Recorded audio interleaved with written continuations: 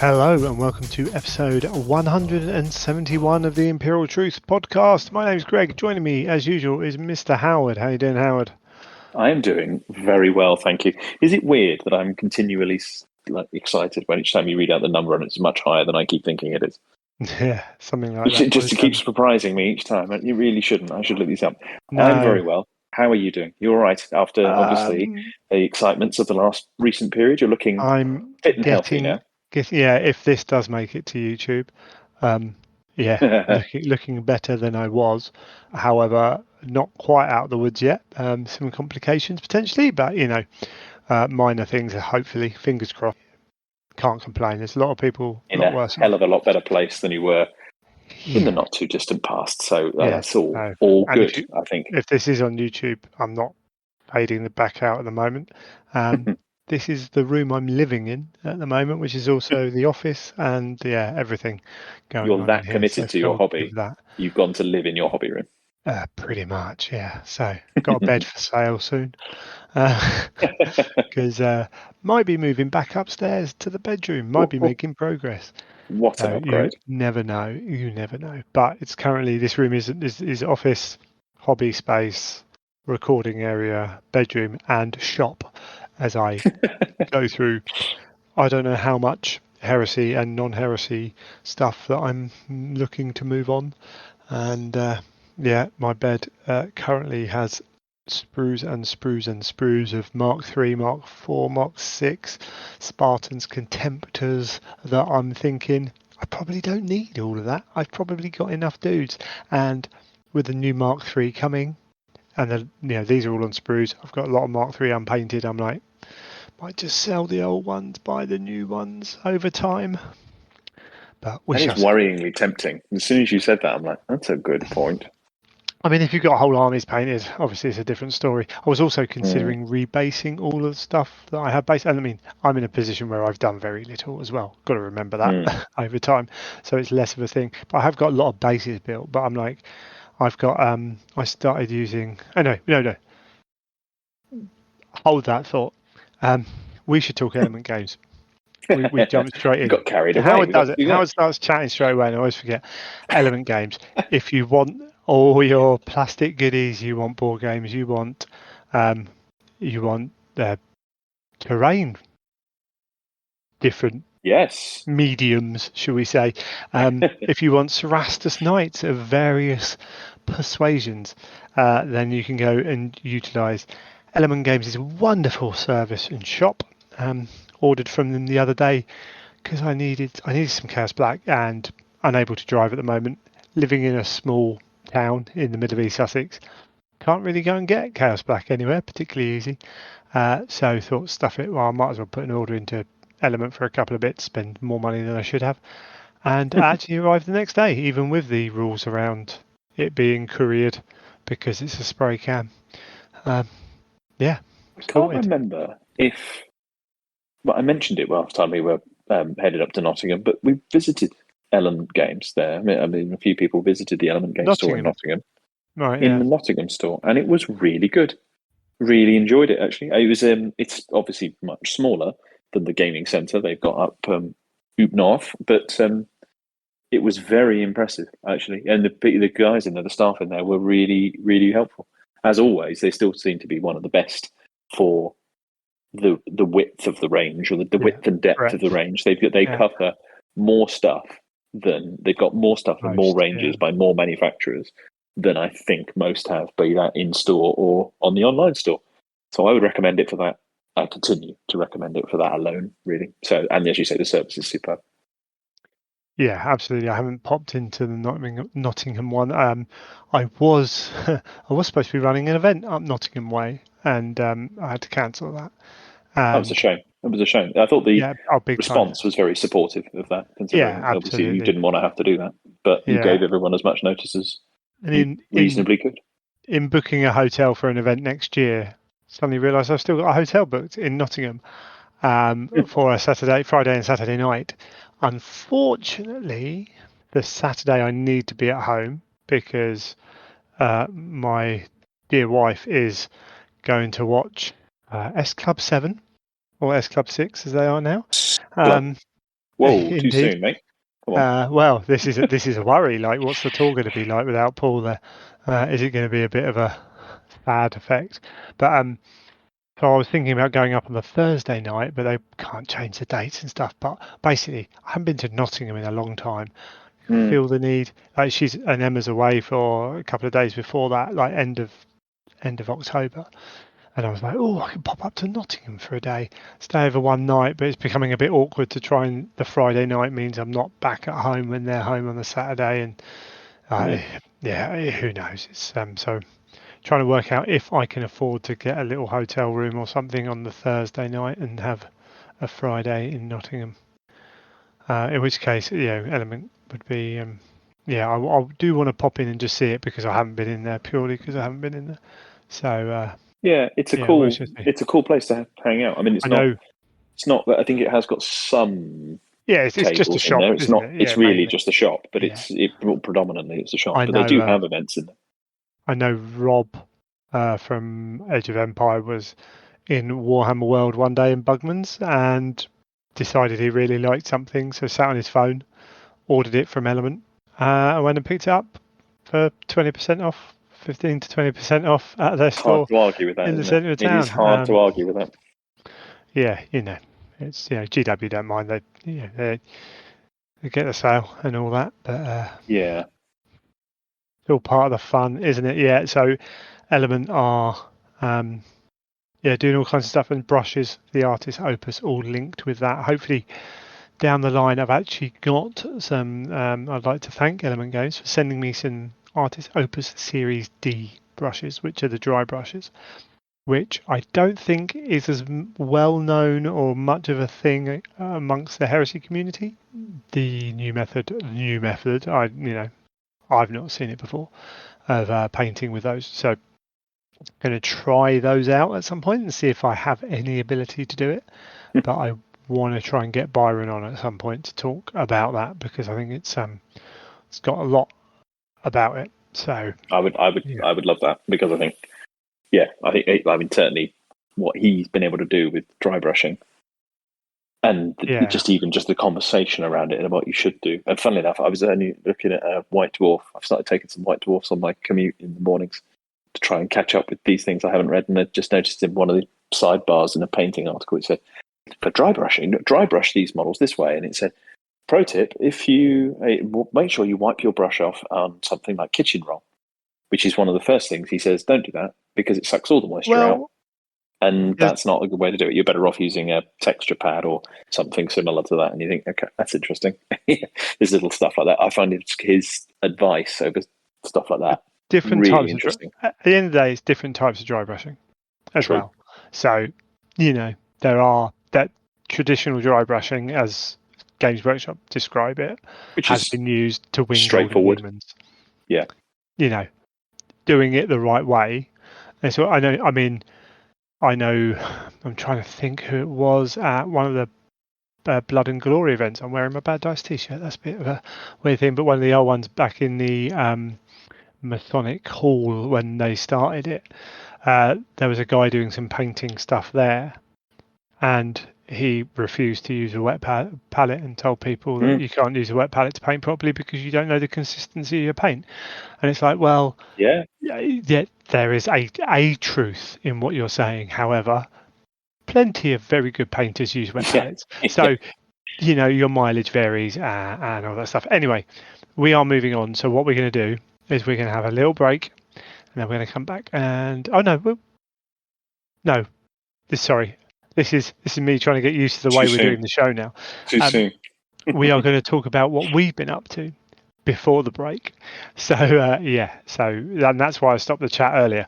But basically, I am going to rebase maybe even my custodies, and not my demons, but all my good guy armies.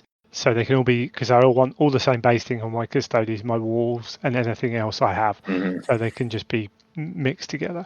And I tried out for, I actually got this for Cruel Boys when I was going to do Cruel Boys, and I'm selling all my Cruel Boys stuff. Most of it's gone because I'm going to do Cities of Sigmar instead, which is going to be expensive, and I might not be able to afford to do it. anytime soon. But yeah, I got some of AK Interactive's Dark Earth terrain. Oh my goodness, I have buckets of the stuff. It's so good. So yeah, I mean, it's a texture paint at the end of the day, isn't it? Mm-hmm. It's there are lots out there, but I can't remember how much it was, like £8 for how much is in there? That's the big tub. 250 ml. Yeah. £8, I think. You pay, I don't know, what, 6 quid for the GW equivalent. And I mean, I've said it before on the show. I didn't want to buy GW equivalent because they change their paints too often. Particularly technical. And I think partly because they don't sell as well. So sometimes they'll just drop something. They're not a core paint. They're not part of the core range, really. I know they had massive problems recently with one of the texture paints. It was just the whole batch was stuffed. So my friend was desperate. In the end, I found an independent that I knew of that had some available, and I think he bought two, and the postage was 50% of what he paid for 2 pots of paint, but he couldn't get it anywhere else, and it was on eBay was at least double the price for each pot anyway. So he still came out better than buying it on eBay. But yeah, 250. I mean, and that I've done 4 Mega Gargant bases with it so far. Five Mega Gargant. I've hardly used anything. The first 3, I just scraped off the top of the lid, the bit that was stuck to the top, and that was 3 Mega Gargant bases done. And it was like, oh. Even if you use that as a base for, no pun intended, to paint over something else, just for applying texture. And I actually think it's a really cool color anyway. Yes. I've used it in different degrees because it's a really fine grit in it. So it works really well for a small scale stuff, 8mm scale stuff. It works. It's the color. It's the base for my Imperial Fists and Iron Warriors. Sure. They work a treat. I think those. And I think there's a couple that are very, very similar. AK's one and Valeo's one, I think, are very, very similar. Right. Okay. Yeah, and there's some decent choices. I got this one because I wanted it swampy, and it's a nice proper dirty mud kind of thing about it. And yeah, you can then put a wash in it if you've piled it up a little bit, because you put more on, put less on, all that jazz. And I'm literally being lazy and just bought a shed load of. I did a big order with Element before I went into hospital, and I'm trying out loads of different tufts. So these are all Gamer's Graph of different varieties. So I'm seeing which ones I like for which projects, things like that. So yeah, I'm going to rebase all the stuff just with Dark Earth, just because it's easy, so easy, and you can smash through so much with that. Yeah, and I bought a load of sculpting, like rubber sculpting tools, basically to push it around with to try and get in the gaps, because that's always a bit of a problem. They've got a specific name, and I've forgotten what the clay shapers. I think clay shapers. Yeah, there's 2 or 3 different names for them if you look on Amazon, and I've actually got some like mini what are they called plasterers use, like trowels, like mini kind of people use for clay pattern for acrylics palette and knives. things like that. Palette knives, yeah. So for big bases, I can dollop on, and then the clay shapers and that for pushing it around with as well. Funny you should show that one. That is the exact same style of one I had to go and get the other day. And then my wife looked at me like, "Why the hell have you got one of those?" You've seen the hobby area, but I had it weirdly from doing A-level art, and we needed. Right. We were doing some. I was building some shelves in our living room, and didn't get the edges quite right. So out comes the wood filler. Like, I've got the right tool for this. Yeah, it's amazing what the hobby supplies can be used in the crossover. Tweezers, having to buy tweezers. Like the wife's coming in going, "Why have you got makeup brushes?" And it's like, well, effectively it's a Series D kind of thing, and all that. I've got tweezers and I've got little bits and pieces. Yeah, you're absolutely right. So building up a bit of a collection, and trying to get a little bit better as a hobbyist, which once turn 42, why not? Why not try and improve a little? It's about time. Trying to find the easier way of doing things. So yes, there's my desk is an absolute mess. It's been Can't quite a lot show of you it. preparation then from what you've been doing. Yeah, I've been building stuff like so. I can't remember if I said, but last time before when Games Workshop sent us a Night Lancer, and I was off work, and I was out of hospital, so I was like, I've got enough time to build it up, paint it, and get it ready for release date. Yay! And I got it built up, and I got it sprayed, and then the next day I went into hospital for a long time, so I missed that Yeah. date. For what So you thought would be a couple of days, turns out, yeah, no, they're going to but have to let you go.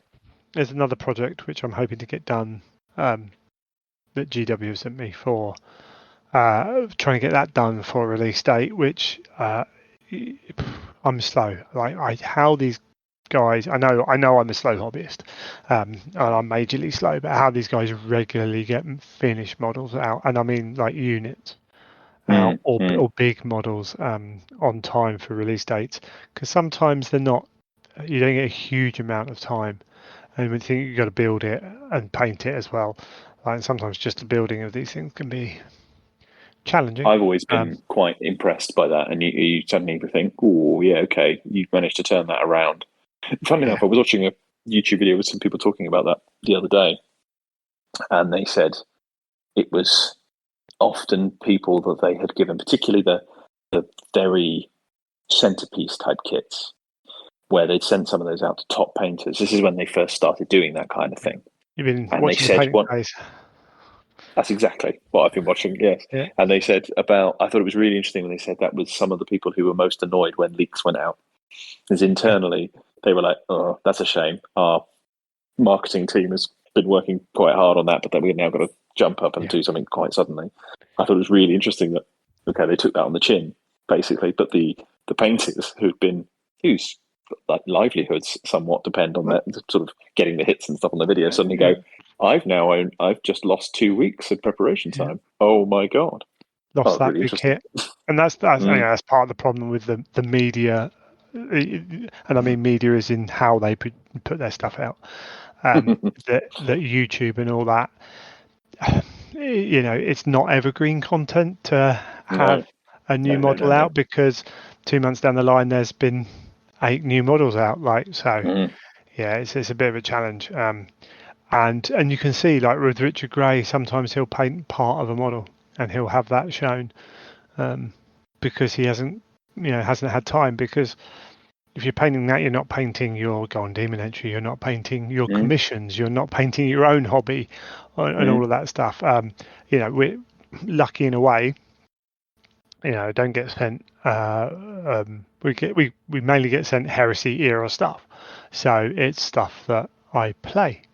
But these painters are getting lots of different things. Someone like Neil Hollis doesn't really play many of the games. So he's a painter. So it's a bit of a different kind of approach to things on that one. Yeah, the painting phase episode, the latest one with John. What's his surname? It begins with an N. Oh my goodness. Yeah, so he's John has a podcast called My Life in Miniatures, which I've been on. So you can go and check that out. Yeah. He on season 1, season 2, can't remember. But basically he does like a desert island discs of miniatures, like your first miniature, some of your favourites, and you talk through them and like your miniatures you could paint if money and time are no option, that kind of thing. It's quite a fun little chilled out. I got that impression just from hearing him speak. Yeah, he's a nice enough chap. He's John Ashton. He's Ashton. I wanted to say Askham. That's someone else. Yeah, John Ashton. He at one point was GW's kind of person that was looking after people who got the freebies. The term influencers used. It's not really used by GW as much anymore. It's like the insider. Well, he even said he wasn't a fan of it, and it became the creators, I believe, was the phrase, rather than an influencer, which felt too mercenary. Yeah, so he talks a little bit about the processes when he was there. I think I always find it quite interesting that like people are, oh, was there a blacklist? And then I'm sitting there thinking, well, even if they tell you no, of course there's a blacklist. There's certain people Games Workshop won't want to work with, because it's bad for their look. So, I mean, it's not necessarily anything personal. It's just, every person in the world has got people they don't want to be associated with. Yes. GW are no different. Yeah.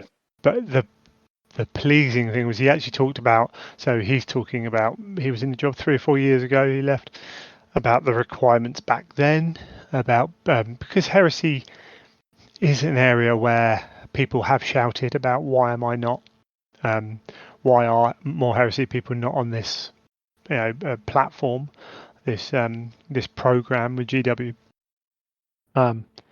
This person does brilliant stuff and whatever. There's a kind of, there are various metrics for how to get on there. Some of them are hard and some of them aren't, and none of them are down the line, like hit one of these you're in, but they want either numbers, or if you're doing smaller game systems, those numbers might be smaller, or you to be doing something different or hit a different audience. But the most important one is don't be a dick. Which is amazing how many people don't understand that. You don't have to be on a blacklist for Games Workshop to not want to work with you. If you, I've seen people going, "Why aren't you working with this person?" And it's like, well, as a human being reading that, I think I heard a story the other day of, it might have been him actually saying it, thinking about it. What was it? The Monopoly thing, where might be someone else actually in games design, which was basically every time Milton Bradley get an idea for a new board game sent to them, and it says this could be the new Monopoly. They take that piece of paper and they throw it in the bin, and that's their line. They're like, no, you don't understand. If you honestly think your game's going, if you're going to compare yourself to the sales of Monopoly, then that idea is probably not worth it. Wow. Because they get so many in, you have to decide. You have to make sharp decisions to just reduce numbers. So if you go balling in, giving it the big, I've got this many followers, I do this, blah, blah, blah, I'm a better painter than so, then they're going to say, God, you sound like a bit of hard work. I don't really want to work with you. Yeah. As you say, there's a human and there's a relationship-based element. Yeah. So it's how one comes across. well. It's essentially an interview. I think that's a big deal. I didn't realise, we've had conversations and we've chatted to certain people are doing things, but the level of trust that is extended, and one wants to respect that as well, is quite considerable over that kind of thing. So I can understand their caution over something like that. Big time. You would be, wouldn't you? Because other people's jobs rely on that kind of stuff. And you think, I found that a fascinating aspect of it, really, when you see that being discussed on shows like the Painting Phases couple of videos and other people discussing that as well. That's an interesting aspect to it. Yeah. I've heard people talk, Painting Phases getting a lot of, it's a good show. Right, it's a good show. I mainly listen to the interview stuff, so don't really listen to do much of the rest of it. And see people talking about the painting phase a lot and like looking up to it as this kind of lifting the lid on GW because they're getting all these ex-staff members in. And there's an element of reveal, showing you a little bit behind the curtain. Would remind people that those people work in that one department for a period of time and then move to another department. Don't always know what's going on in other departments. I think the classic one was Peachy revealing what happened with Curse City, which was basically, well, I don't really know. They came in and said, it's not available anymore. And it appears that more information... That's one of the reasons I quite enjoyed it, because I generally think it's quite balanced and reserved the way they communicate that. Because as you say, he says that he's like, this is my perspective. I don't know everything. I couldn't possibly know everything. Why would I? This is my perspective, and he's quite cautious, particularly Peachy's quite cautious. I think it's quite reasoned. There have been one or two times where he said something and I thought that's not true. That's not what happened, or that's not the understanding that I have of what happened from people who were in that department. Again, but even then, it's phrased as it's rarely phrased. I don't think it's ever phrased as this is what happened. They're quite cautious about it. Like, this is what I'm aware of. But this is how I take on it. I think sometimes if you're listening along, you can sometimes miss that subtlety. I think some people can miss that subtlety anyway. So they're like, oh, watch this show. It reveals all this, and I'm like, hold on. And you know what? I think Peachy's one of those people who's like just chilled with it as well. So he I doesn't agree. necessarily go and find all that information. But then what happens is people watching that show are then saying, oh yeah, this is what happened, and it's like whenever you're watching it, whenever you're listening or watching this, where you listen to, there's some classic YouTubers / podcasters out there who, some ex-staff members who may have been on Warhammer TV at one point. You've got to remember where they're coming from. He's got a lot better, to be fair. But like everyone has an angle, like whether they mean to or not, like, and you just have to be aware of that. Like, I say stuff, we make logical jumps, don't we? And we talk about business, GW, and I'm doing that a lot of the time from the outside with a smidge of information, and sometimes we're just completely wrong.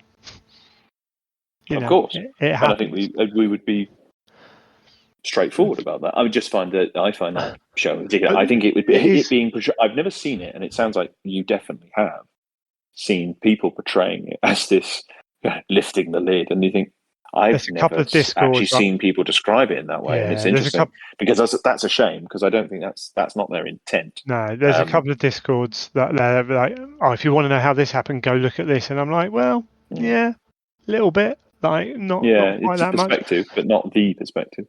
I do wonder how many ex-GW staff members they can get on and keep it fresh. They can run a while. Don't get me wrong. Don't get me wrong. But no, but I think equally, I find is interesting is talking to other people who are doing similar things, and they actually. Well, okay, it depends what your interest is, but I found that interesting as well from a different perspective. Purely because they have a big angle on ex-staff members because of the relationship Peachy has with them. I think that's just a big draw for them. They do, and that's why obviously they have the reputation that you're talking about there, or can have a reputation reported that way. But I find just as interesting is when they're, but for a different reason, talking to other people who have committed to doing it. Yeah. So I found them talking to. They were talking to Kirioth the other day, and I thought that was really interesting as well. That was fun. It's cool. Yeah, it's a cool. I would recommend it to people, as I have done, and as my friends are thoroughly bored of me saying. Yeah, no, it's on there. Something like when I'm back at work, maybe I'll put YouTube on, and not have the video running. Just have it on in the background when I'm driving around, and put it on at 1.5 speed, and that kind of thing. But we'll see. We'll see how it stays in my rotation of things to watch. We got onto this through talking about creators, didn't we? We did. I don't know how we got here. Yeah, it's fine. It's usual stuff. Anyway, me talking about projects. Back. Oh yes, you had done projects. I've not done a great deal, depressingly. Not a great deal. I have started doing preparations for what will, according to Warhammer Community, in the not too distant future, sooner than we think, there will be Legions Imperialis, and I've started thinking, do I rebase Titans? I don't really want to, I think I'm coming down the line not to. So, if you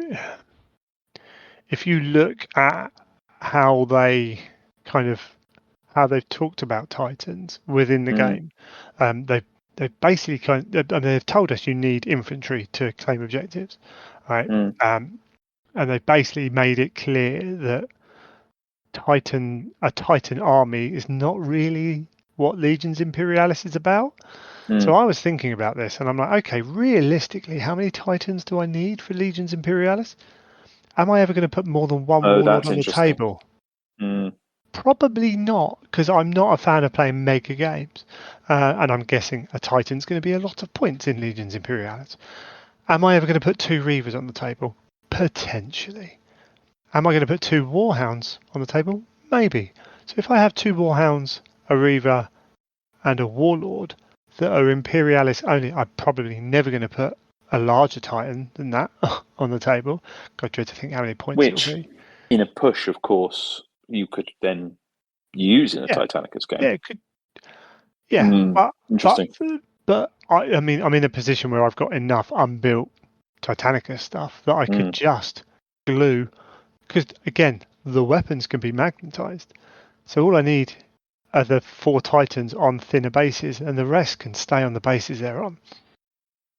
I'm just thinking back to games of Epic games of Epic previously, particularly the sort of second edition Space Marine Titan Legions. Occasionally, you might see a Titan battle group of 3 Reavers.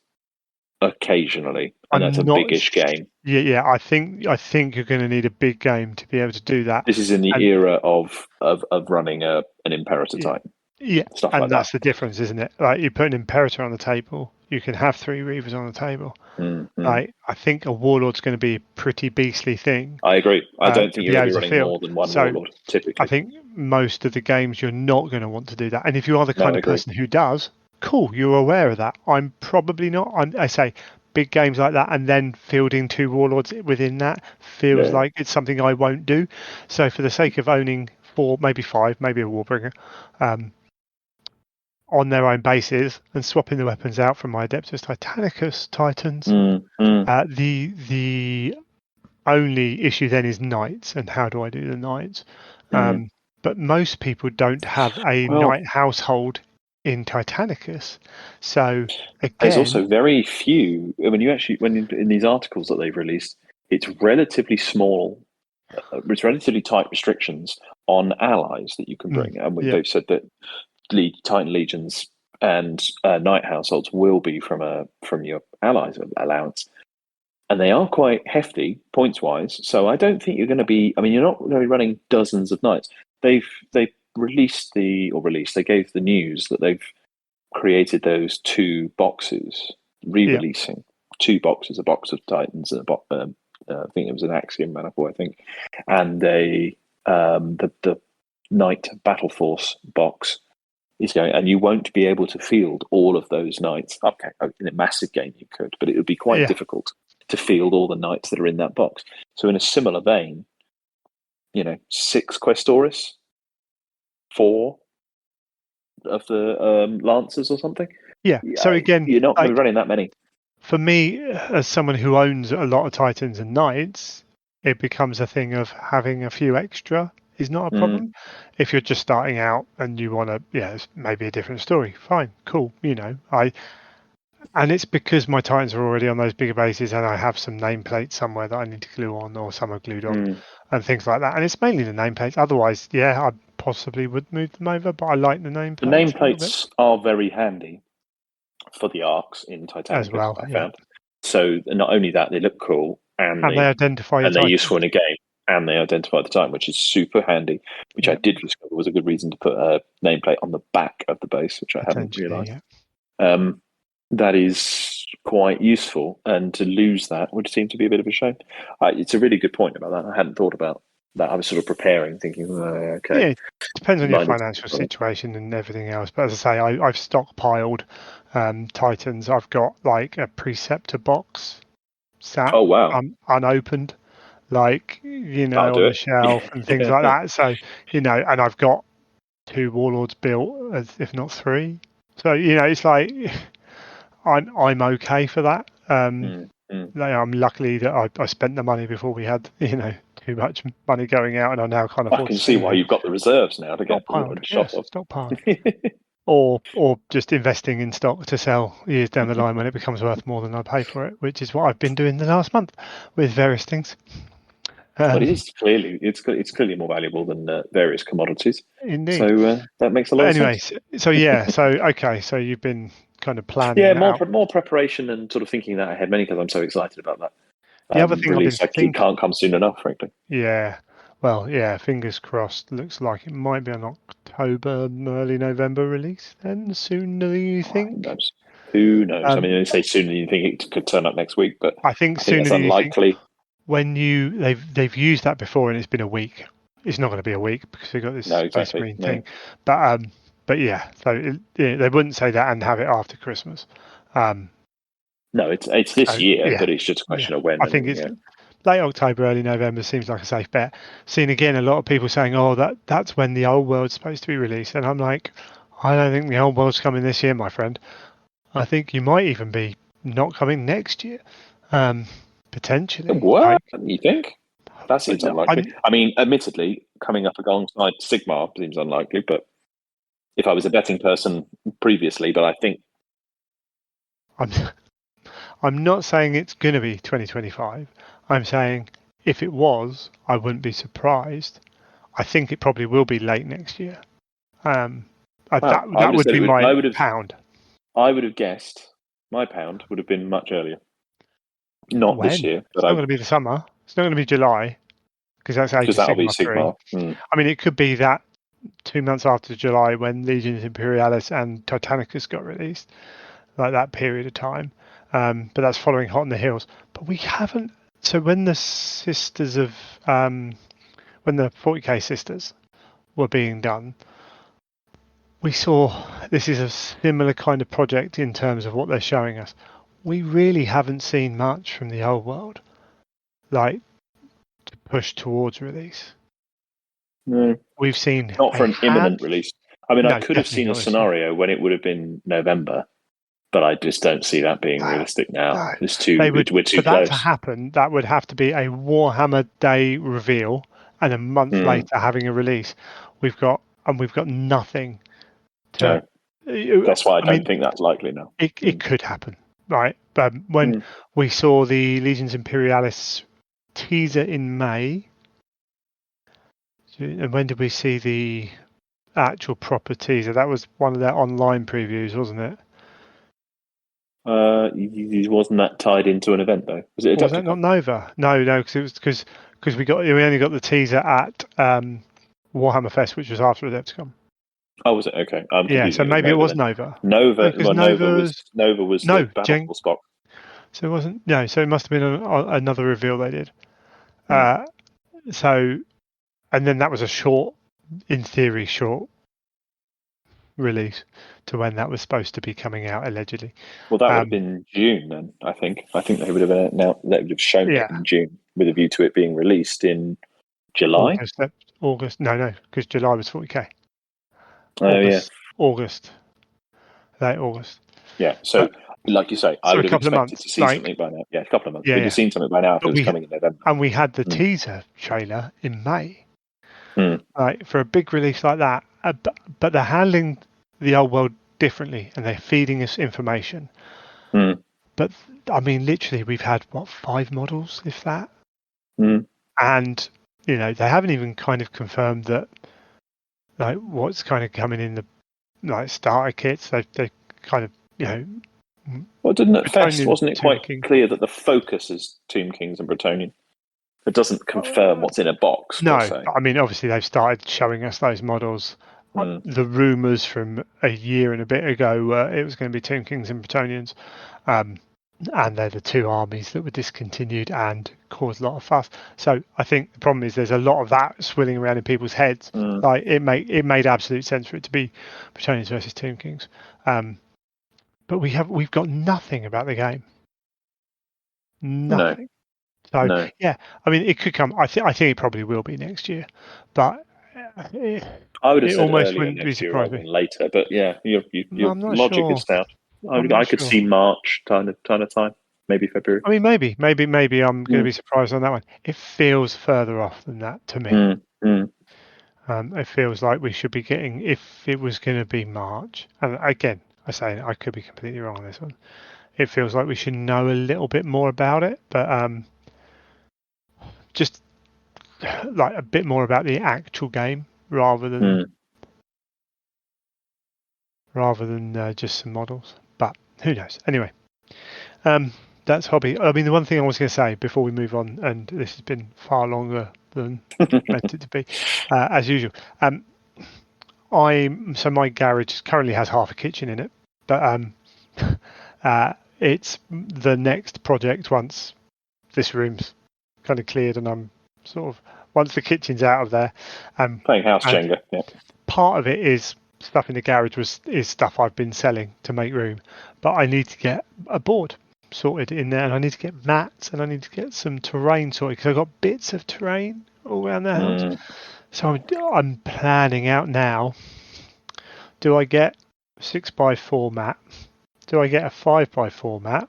for Imperialis, do I then get a 40k/Age of Sigmar sized mat as well, or do I just kind of sort of get a 6x4 and get like a template to go down the side to cut That's off? generally where I go with those things. So you have something where you have those little markers or something, or is it just Or do a I cut meter off a bit ruler? of wood and actually place it down? And maybe I don't. The only problem then is if it moves.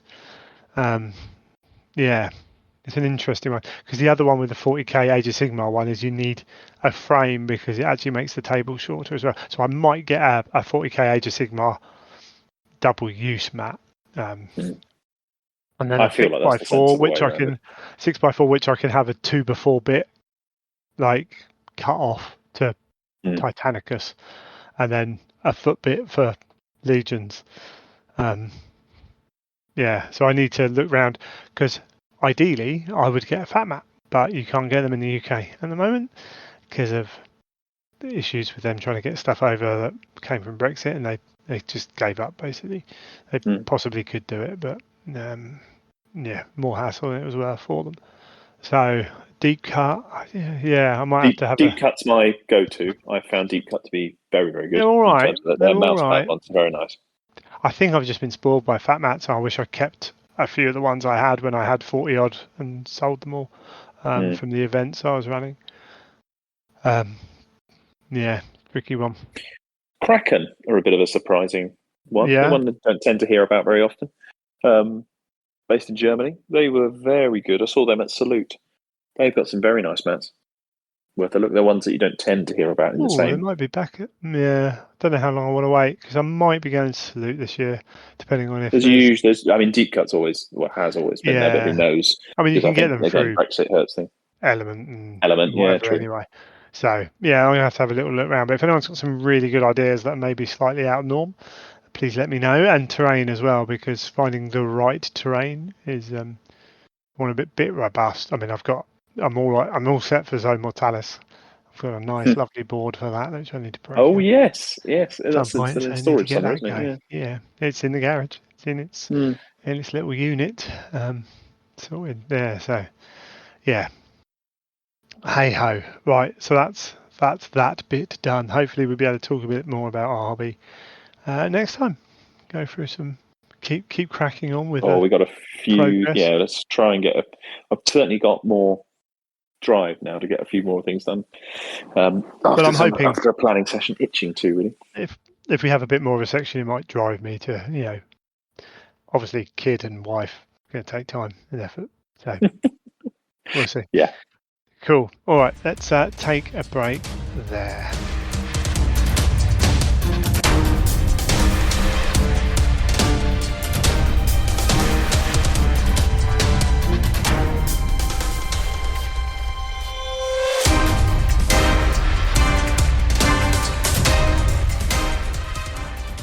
Okie dokie. So let's talk about what's been going on in the world of Heresy. What have we been looking at? A few bits and pieces since Been we a few last bits. spoke. Yeah. Where do we go back from? So exemplary battles, some knights. That's cool. There's quite a bit of. Well, there's been more Legion talk. There's been Praetor. Did you Two read? of them, in fact. Well, let's go through them one at a time, shall we? Yeah. Well, yeah. Yeah, Chaos Knights. I mean, we're not going to go deep into Chaos Knights, but the battle for Fellweather Keep, some cool options for different weapons is really nice to see. Yes. I haven't dived into this one fully. We know we've got the Exemplary Battles book coming, whatever it was called. Yes. So That was announced, wasn't it? Yeah, so I'm kind of looking at these. I'm sort of thinking because there's some claims that they've updated some of the stuff. So it's like, okay, cool. I'm sure I'll face something along these lines at some point.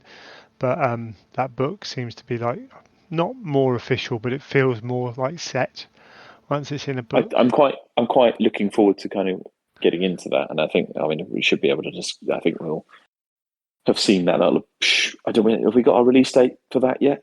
Is that coming out? No. Okay. Well, fingers crossed. Given that they talked about it in a Heresy Thursday, we should see that shortly. And I'm interested to see it because I can understand people being a touch skeptical about it. And it's quite hard to come up with a counter to say that you've got rules for Fulgrim in it. Yeah. And then you've got tacked onto that to make it what's going to be a 30, 35 pound type book, I'm guessing. You've got a number of exemplary battles are going to be in it, which are out there. Now, yeah, they've been updated, but it feels like, that's a lot of content that's out there as a PDF. I don't currently. really have a problem with that at all. Not a problem as such, but I could understand some people being like, oh, so to get the rules for this, I've got to get a book that's got a load of stuff in it that I didn't want in hardback. I could see a different argument. It just feels like that slightly strange argument over something like with Black Library, where there's an ebook version of something, and then it comes out again in a physical book, and then they put in a couple of others. Now, there's been people who've said, I've got to buy a bunch of stories in a compilation to get 2 or 3 new stories. Now, that's quite a cynical way. So I would use the word cynical because I think it is quite a cynical way of looking at it. I could kind of see where people are coming from, even if I don't necessarily agree with it, the case of this book. So I'm really interested to see what it is. I'm just a bit get over it. Like other companies have done that for years with anthologies. It's just one of those things with novels, particularly when I'm talking here. It's standard practice. Like things get collected together. It's happened over time.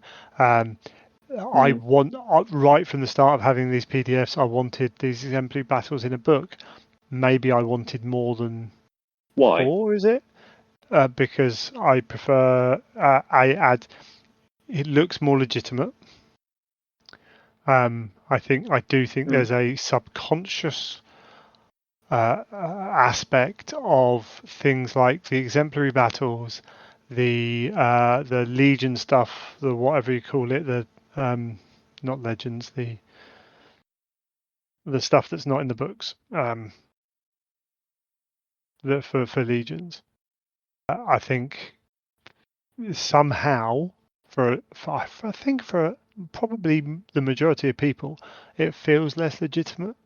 Not helped by the up and down nature of some of the rules of the PDF stuff. Yeah, true. And yeah,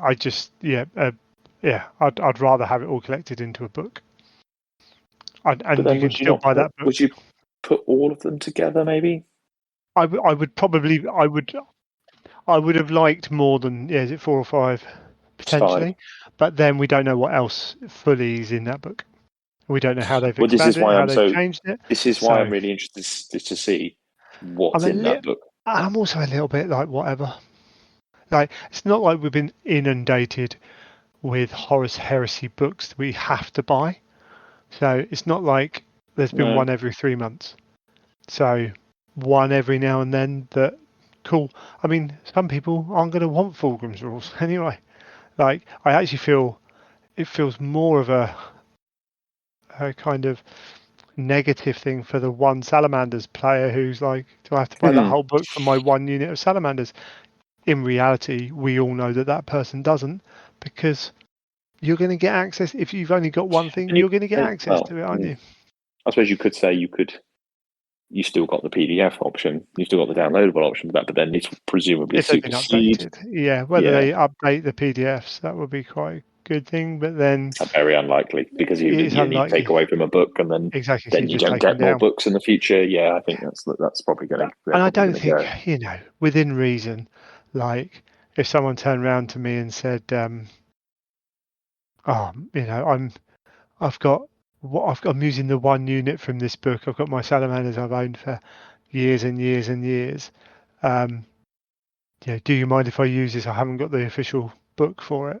Whatever, mate. Like, I don't blame you for not spending 30 quid on that book. I'm not suggesting anything in that, but it's going to happen.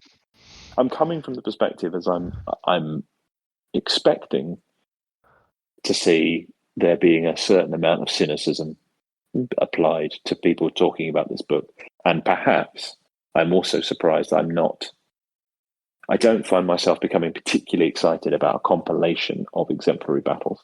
Yeah, that's fair enough. Even though on the front cover is an extraordinary model, which I don't think we discussed last time, did we? Yeah, we did. We talked about him not being as being not a bulky model, but taking up room and things like that. Okay. So yeah, he was out by the he'd time been shown off at shown by the Nova, time we hadn't he? discussed. Yeah. I couldn't remember if we discussed that on here or whether that was Yeah. a separate thing. No. Yeah, and I get it. Like, and maybe it's helped because I haven't read through every inch of those exemplary battles. Mm. But I just the legitimacy that having a book brings to being an official kind of, like, this isn't just. It can feel like a free rules PDF thrown up online. Mm.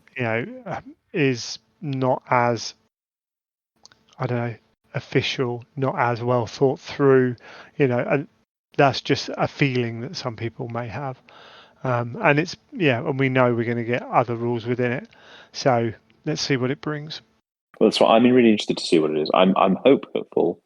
I'm hoping that it will come across in a really good way. Oh, yeah, absolutely. I mean, they always look cool, these books, don't they? They've always got. I mean, their book design is excellent, so that'd be cool. But I'm cautious. That's perhaps all I'm thinking of with that. What else is new? I'm going in kind of order of release here, just because the tabs are on my computer like that. Makes so, sense. Legion Imperialis terrain. Yes, so, destructible terrain, no less. Destructible terrain is a really interesting, and I'm going through it all on the screen. But yeah, destructible terrain. The photos they've been putting up. They build the hype, don't they, for this? I mean, it does look amazing. Seeing conflicts really, at that scale, it just looks so good. It looks like a proper war game. And the mix of the built terrain and the destroyed terrain, the bits of difficult terrain laying around are really cool. We got some more rules as well. So, terrain's giving cover saves, -1 to hit when targeting detachments within terrain. Mm-hmm. That's cool. Movement penalties for anything by infantry and walkers, brilliant. Bigger terrain, obstructed terrain, better cover saves. -1 for everyone, blocking line of sight. Cool. Yeah, some really good stuff. Interesting, like dangerous terrain taking hits, which is cool. And then the garrisoning of terrain and the damage rolls for it, like fortifications having a 2-up armor save and that kind of thing, but also more minuses to hit if you're garrisoning terrain. I tell you one thing with Legion so far is the wound values aren't that high. No. And that was something that surprised me a little bit. Like, we're looking at an Imperialis Grandus piece of terrain, which has a 4-up save, has 3 wounds. It's not a lot of wounds. I'm interested to see what a Militas Imperialis, Civitas Imperialis is a terrain kit that they've sold for Titanicus since its inception. Yeah. But Militas Imperialis, Imperialis Grandus, and Fortification haven't been specifically sort of identified. I wonder if those are going to be things that come out. But certainly fortifications and kind of dedicated buildings like that are going to make a massive difference to your things like your solar auxilia and stuff like that, where that is going to be huge. I mean, obviously Marines being Marines are going to be until it gets destroyed, very effective all over the place, and then you lose half your guys. Because they're just humans in paper armor. There's some cool stuff around it, but definitely your even your Space Marines based, because of the nature of it being a large scale game. Whenever you say scale, it means 2 different things. And the weaponry that's on the table means, garrisoning terrain might be really important. Utilizing terrain definitely will be important. I do feel like we're going to see, there's going to be a real surge in seeing some of these amazing looking tables. I mean, already, if you're in certain groups on Facebook and Instagram and somebody, you'll see the occasional people who have already built up. I mean, years ago, have built up cool tables where they're still playing Epic now. The other older versions of Epic. But when we see this, either with the GW terrain or third party and 3D prints that people are going to do, I think we could see some amazing looking tables. GW terrain is not cheap, is it? That is a problem with it. I also found it a bit fiddly to build. Well, yeah, and that's the problem. It's to build big buildings, which with Titanicus was particularly the case, because you needed to build the big buildings for them to actually be effective to hide like a warlord or something like that. Whereas this will mean you can far more reasonably have smaller buildings. Yeah, I found it a little bit awkward sometimes on the walls and the roof pieces and stuff. But I'm gonna have to figure out whether I go 3D printed with that. That might be something I do because again, a table's worth of terrain will add up. And there are some people doing some amazing stuff. Grimdark and that particularly. Doing some amazing stuff. So, but by the time you get, I would recommend Grimdarks wholeheartedly to anyone. However, there's a lot of it, and it's almost a hobby in itself. If you can imagine Lego enthusiasts just losing themselves in that because there's so many pieces and so much behind it. But there are various places that sell it under license, 3D printed, so you can just get the bits and go nuts, kind of thing, which is cool. Yeah, absolutely. And it's certainly a budding architect's or engineer's dream set of stuff. You could build anything with that stuff in any style. Great. But then there are, I think, other options which I think are perfectly effective, where you just get a load of laser cut towers. Lovely. That could fill a bunch of it, and then you have a load of other bits that are more detailed to zoom in. I really don't like laser cut terrain. I never have done. It's fine. It does the job. I just don't like it. I think there's some pretty good ones, particularly at this scale. I think it works. There's some good looking stuff. It's just I don't think it's durable enough, and I don't think it ever looks as good as either the 3D printed or the plastic stuff.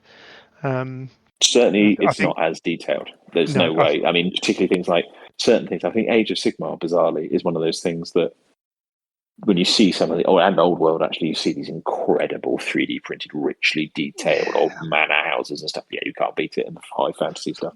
But like a heavy urban zone at this scale, you can get away with quite a lot, I think. Yeah, I mean, don't get me wrong. Like, it's not terrible by any stretch of the imagination. I just think the ceiling's a lot lower on it, and I'm very rarely more than just satisfied with it.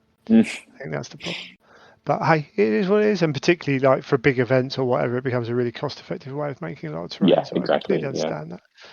Cool. So yeah, looking forward to there'll be some more Legions. In fact, no, screw it. We're going to do Legions Imperialis stuff first because it makes more sense that way. So the next Legions Imperialis, Solar Auxilia. Just a bit more about them. Some really cool color plates. Yes, I think we're going to see quite a bit more coverage for them. But I've got a feeling they've lent into a few more color schemes because they're presumably been planning it with the army coverage and making it a more significant faction. So some of these some interesting stuff there. And some of these articles are very much filling space, yes. which is understandable. It should have been out by now. However, today's wasn't. Well, today's was actually because it's quite a light article. But my word, do those drop pods look good?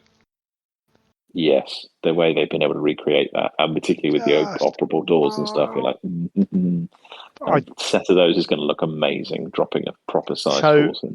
Yeah, 4 in a box, I think, and I think that's probably because of the nature of each of those doors being separate and able to open and shut. Means you've got 5 supports, haven't you, and then 5 doors. So like that's a lot of sprue taken up, and then you've got the Deathstorm and the regular insides.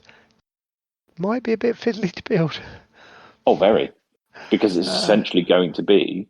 I mean, bearing in mind you've got the full harnesses for the infantry. Yeah, exactly. So you're probably going to build that base and then the middle and then around it. But I mean, it does look like a proper miniaturized version of the full-size kit. How they've managed to get that level of detail into something of this size is crazy. Charybdises and oh my god, all that kind of stuff. Dreadclaws, Dreadclaws, yeah.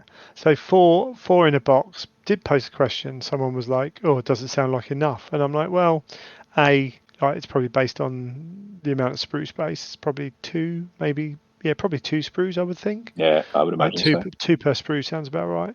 Also, a drop pod's quite big, isn't it? So in this It's not scale, small, it's going to but also be 2 inches. even within in the game the size of Liber Imperialis, even if it was just your support troops that you decided to drop in, say you decided to drop in some Melter Gun Marines, say equivalent, however that's going to work, and you dropped 4 drop pods, that's up to 40 Marines have just dropped. So even in the scale of game we're talking about, that's still a significant portion. But also, if your basic like tac squad equivalent, if your basic infantry kind of unit can take them and was bigger than 40 Marines as a base, probably the support squads aren't going to be that big. But also you can just buy 2, but there becomes a sales point at which, I mean, I suspect because they're selling 4, you can you can utilize 4 in your army, reasonably easily. Because if they sell you 8 and you might only want to use 4, you're going to be moaning the other way, aren't you? It's going to be frustrating to do. I did Whereas have a look the other day. if you want 8 and they only sell you 4, you just buy 2. It's not a problem. I did have a look at some of the army cards that they've previewed the other day, specifically for the Solar Auxilia, and it is surprising because I'm weirdly excited to see the army cards because having my way into Games Workshop games was second edition Space Marine, and having stacks of the epic army cards that came in, that's how you made your army lists. I loved it. There's a real nostalgia hit for me there, and then they know it, and that's going to be a thing. Those were quite rigid in what you had. You had all your little markers on there about what bases of infantry or tanks you had on your company cards and detachment cards. Yeah. This is really quite flexible. The Solar Auxilia armored company, armored detachment, I think, armored formation, I should say, the big one, is massively varied in the number of vehicles it can take. The minimum number is relatively small. I think it's 2 per slot. So I think a formation could be as little as somewhere between 6 and 8 Leman Russ. You can go up to something like over 20. Right. It's an enormous number. There might even be 30. It's like 10 per slot. It's between 2 and 10 per slot. You think that is a massive variation on what it used to be. So I'd imagine drop pods are going to be similar. I don't think the Space Marine formations are going to have that level of swing over what they could potentially take. I mean, obviously that's going to be points heavy, taking that many Russes or whatever. But the point being that it's probably the minimum size, because they're going to be a transport, so it'll be whatever you can take an infantry unit in, which will be probably 40 Space Marines 20 guys. Even in a game like that, 40 Space Marines is a lot. So the drop pods just look fantastic. And the other thing is as well, I think sometimes people go, "Oh, drop pods! I'll do a drop pod army." And it's like, well, you can still just drop pod in a few dudes, like even the spear tip, like the whole army wasn't drop podded in. You might move up and then like the killing blow comes from the drop pods. Interestingly, I've just looked at this. That box of 4 is enough to drop pod in all the infantry that can be drop podded from the starter set. Is it from the base? Because the assault squad and the cataphracti can't be drop podded. Yeah. But the 20 tacticals, the 10 support, and the 10 heavies. Yeah, there we go. So I would be surprised if Games Workshop released a box. Like someone will go, "Oh, they did it with the close combat weapons for the destroyers for the thingies. Like they came in 5s, but the minimum unit size is 10." It's like, well, yeah, but they're expensive, and you can get close combat weapons elsewhere. And also, you could go to squads of 15. Yeah. So if you wanted to, maybe you buy 2 boxes, but then you wanted, rather than going straight to 20. But it's also quite an anomaly for GW to do something like that. So it's far more common. It would make logically you would think they're doing it in fours because at the very least that's the minimum you can take for a set detachment, a minimum size detachment of whatever is 4. So Twos and I'm not fours. worried about. Twos and fours seems to be the basic sizes of everything in Legion so far. It's 2 tanks, 4 tanks. Super heavies is 1, and going up in 1, 2, 3, 4 from there. But most things from light through to heavy tanks, I think, are twos and fours. And yeah, today's article, it was a little fluff piece. It was like, look at these cool drop pods, awesome, but it was super cool. Like, I mean, the article wasn't really much. Fine, whatever I say, they're in this weird space at the moment. For whatever reason that the delays happen for all the rumours that are out there. But they just look super cool, and it's like, okay, come bring on the next thing we haven't seen yet. Your Draculaurs, your Charybdises, your whatever we haven't seen yet. I don't know, Leviathans. I want to see them. That'd be super cool. Super cool. Okay. I don't think we talked about the Traitor Champion last time. We did not, because he's a relatively recent addition. Yes. He was the first character model no, it's not true. After Ran, he was the first character model we've seen in the Mark III. New in inverted commas Mark III. New Mark III, yes. Contemporary style Mark III. What do you think? I liked it. I liked it straight away. I thought it had this real kind of menace. I prefer it to the Loyalist champion model. I think it's got a real menace, and it's just the weight of it. I think looks really cool for a heavily armored assault, like heavy assault type thing. I just thought it looked cool. It was a really nice take on a champion that was not simply I'm a sort of finesse style swordsman. I thought it was a really cool thing. Like, actually, your Iron Warriors, your Salamanders, your whatever. Obviously, this is a traitor one, but I mean, I think can be comfortably used with a very small amount of modification as either a loyalty. But there's certain ones I thought would lend itself really well, and I thought it was cool. I need to shave off the Eye of Horus on his belt. That looks easy enough. The one on his right fist, on the back of his fist, probably will change the gun. And I might take the spike off. Take the spike off his head. I'm still not 100% sold on how much I like the kind of the comet kind of device.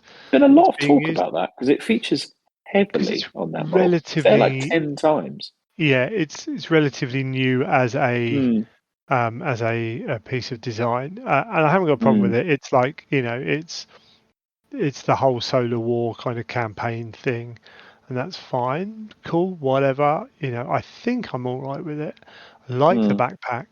I think it's really super cool. Yeah, the head in itself, like, maybe take the spike off. I can't work out how much I like the helmet. I'm quite a big fan. As soon as I saw it, if someone had told me it was a Salamander specific helmet, I'd have believed them. When you see it in side profile. It's got a helmet in its head as well, which is pretty cool. Sometimes I look at the helmet, I think it's amazing. Sometimes I look at it and think, I don't know if I like it. It's that, like, it's not, it's fine. I have ordered some quite expensive, for what they are, Space Wolf-esque heads that should be turning up in God knows when, because it's one of those kind of companies.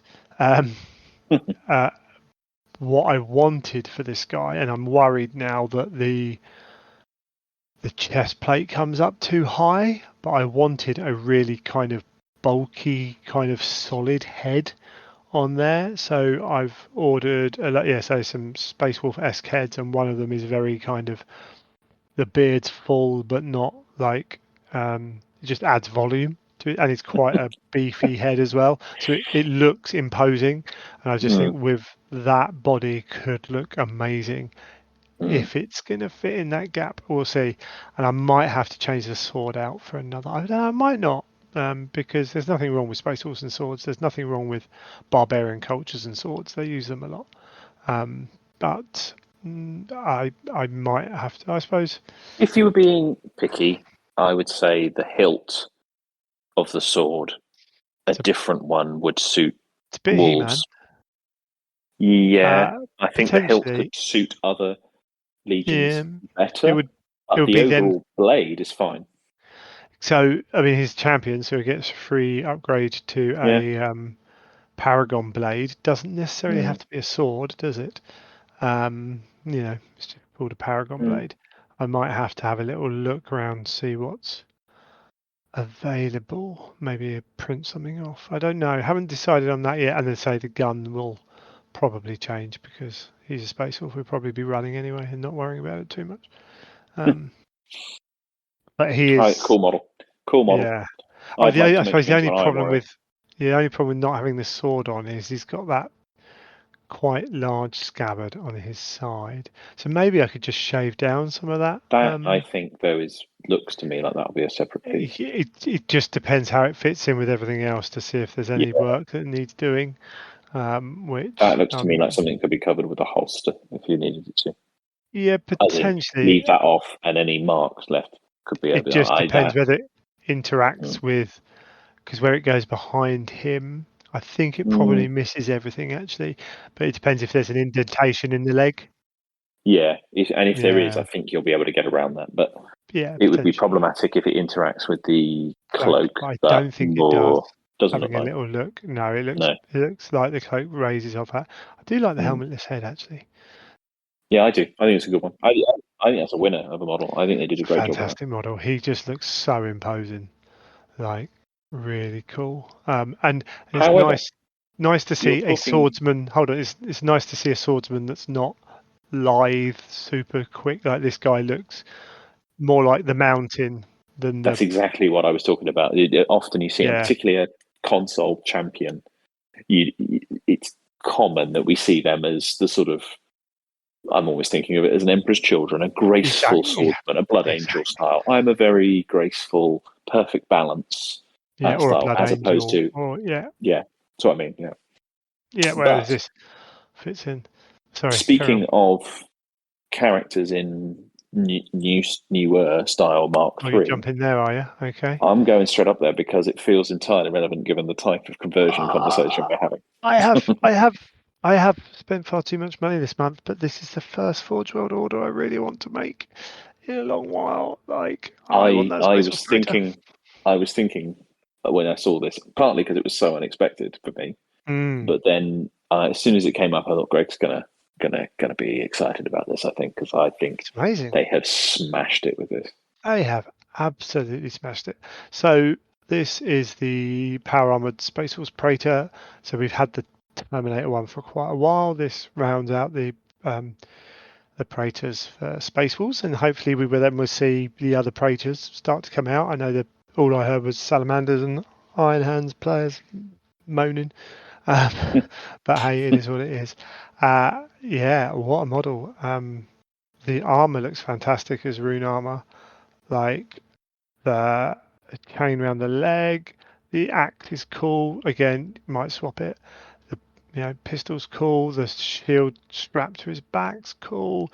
Even the banner's cool. Banner's cool, like old school. And I'm not a massive fan of back banners. Like, I appreciate them in that nostalgic way, but I'm not bothered by them. But it looks cool. The helmet's cool. The headless head's cool. It looks like a troll slayer. Headless head. The helmetless head, indeed. The wolf's cool. Yeah, the axe is cool. I'm amazed you want to swap the axe out. I think the axe is cool. Yeah, is cool. First fur. I think if you look at fur too closely on any model, it never quite lives up. The cloak's cool. Yeah, awesome. What a model. The silhouette, they've nailed it with the silhouette. I mean, I just like what they've done with this Mark III design anyway. But then to see it across the two models we've been discussing, and how they've executed it in this sort of artificered up version of it, I think, I think they've really nailed it. And there's a particular aesthetic they're achieving with this Space Wolf that I haven't really seen to this extent on any of the other in the range. And I think this is a particular direction that resonates well. Fits fairly well with the Grey Slayer upgrade pack, in that it fits that barbarian. And I'm trying to avoid Viking, because although there is a strong Norse mythology association, it's still barbarian as much as it's as Germanic sometimes as it is Norse, and obviously there's links between all those. But the lovely little touches of the runes on the arm are it's not shouting wolf in your face.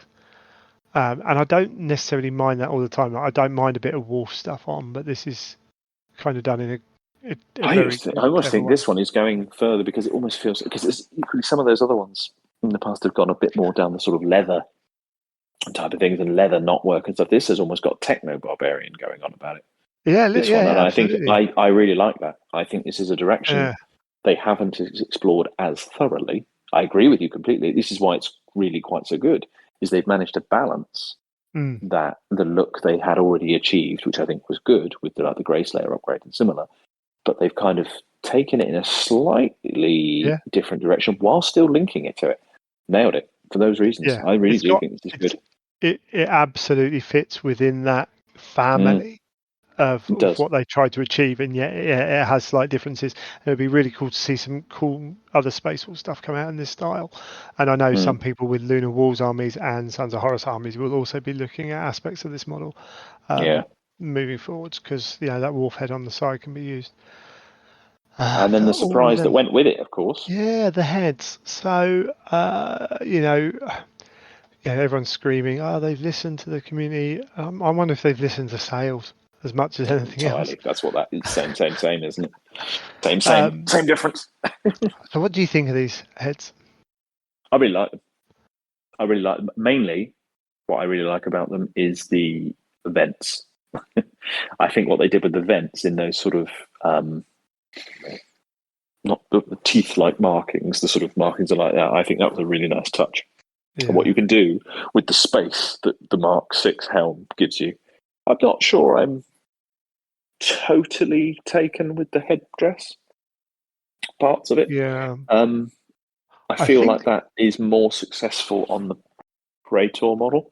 And if it had just been sort of knotwork rather than, it might just be the paint job. The paint job makes it look like it's a sort of crown on there, whereas I think it being almost more like knotwork, particularly the one in the photo that they've shown, the sort of design on the right-hand side of the set of 9 that they've got there, the row of 3 there, or column of 3, is my favourite of them, the slightly simpler one, the one with the gems encrusted in it. Right. I think so. But for unit leaders, lovely. I think part of the problem is you're seeing 10 of them together. I agree. And I think if you had them dotted around your army, it becomes less obnoxious. It feels like, why are they all sitting there with these skull caps on? Exactly. A little bit, but they're not really designed to be used that way. Or maybe an elite squad might have more, that kind of thing. But if you use some of these to identify maybe champions or something like that, then a squad leader and a sergeant. You reduce the effect of that. It doesn't stand out so much. Or it stands out in a different way. It makes that model stand out without drawing your eye to these things. I think potentially they could have done something slightly more towards what they did with the Praetor head. But I kind of like them. I kind of think they're cool. And I do like the one they've shown. I think the bottom left 2 with the fin almost seems a little bit cooler. It's not the full. So I'm scrolling back up. It's not the full horse head, and it's not full Votan where they have a lot of different bits coming. No, but it's that little kind of ridge down the head. And the helmetless head again is fantastic. How they've done that? They're almost across the board with these. Every time they do the helmetless heads, they've nailed them. I wonder if they've got like one or two people doing the helmet of the heads. I wonder if there's someone who's just like, yeah, got this, or if Yeah. it's just the whole crew. To be consistently nailing that, it's quite impressive. I do Actually, that's wonder with the what I'll heads. get. That maybe I'll get with it. The head packs actually, because I've been meaning to get the head packs for a while. I grabbed those at Fest, Yeah, and they are superb. They are as good so, as they sort of make themselves out to be. They're incredibly versatile for that. yeah. I wonder with the talk about the head of the Praetor, that is obviously a variant on the Mark III. I wonder Yeah. if we're going to see resin Mark III Legion specific helmets. Man. Seems a quite the investment in kit to do that. Quite the investment in Because then if you're packs going to and do that, another 18 packs. Like, people are going that's to a lot. want, then people are going to want Mark IVs, and it's like, again, you're Yeah, having 150 different lines sat on your shelf, and how yeah. many are you really selling? It's a Particularly tricky for one. those where the Mark VI Legion specific head is quite different. I'm thinking Dark Angels and Imperial Fists here. Their helmet heads could work comfortably on either. Yeah. There are others that are much closer to the Mark VI reference point, so maybe not. Anyway, that's why I think they haven't gone closer though to the style that you see on the Praetor, because that is a closer fit to the Mark. It's a variant on the Mark III. Yeah, but I just mean the head crest as much as anything else. I think Yes, the Mark absolutely. Six, Yeah, I agree with that. Yeah. one of these Mark Six with some kind of head crest would have been great, because then you could have put it on minor characters, things like that. But cool. That leaves us with one more thing that they've that's for sale that you can buy, and that's the Cerastus Knight, the Lancer. The Yes. Castigator and the Acheron. And we were curious as to how they were going to do these posable ammo feeds. My word. As a piece of engineering, I think that is a masterpiece.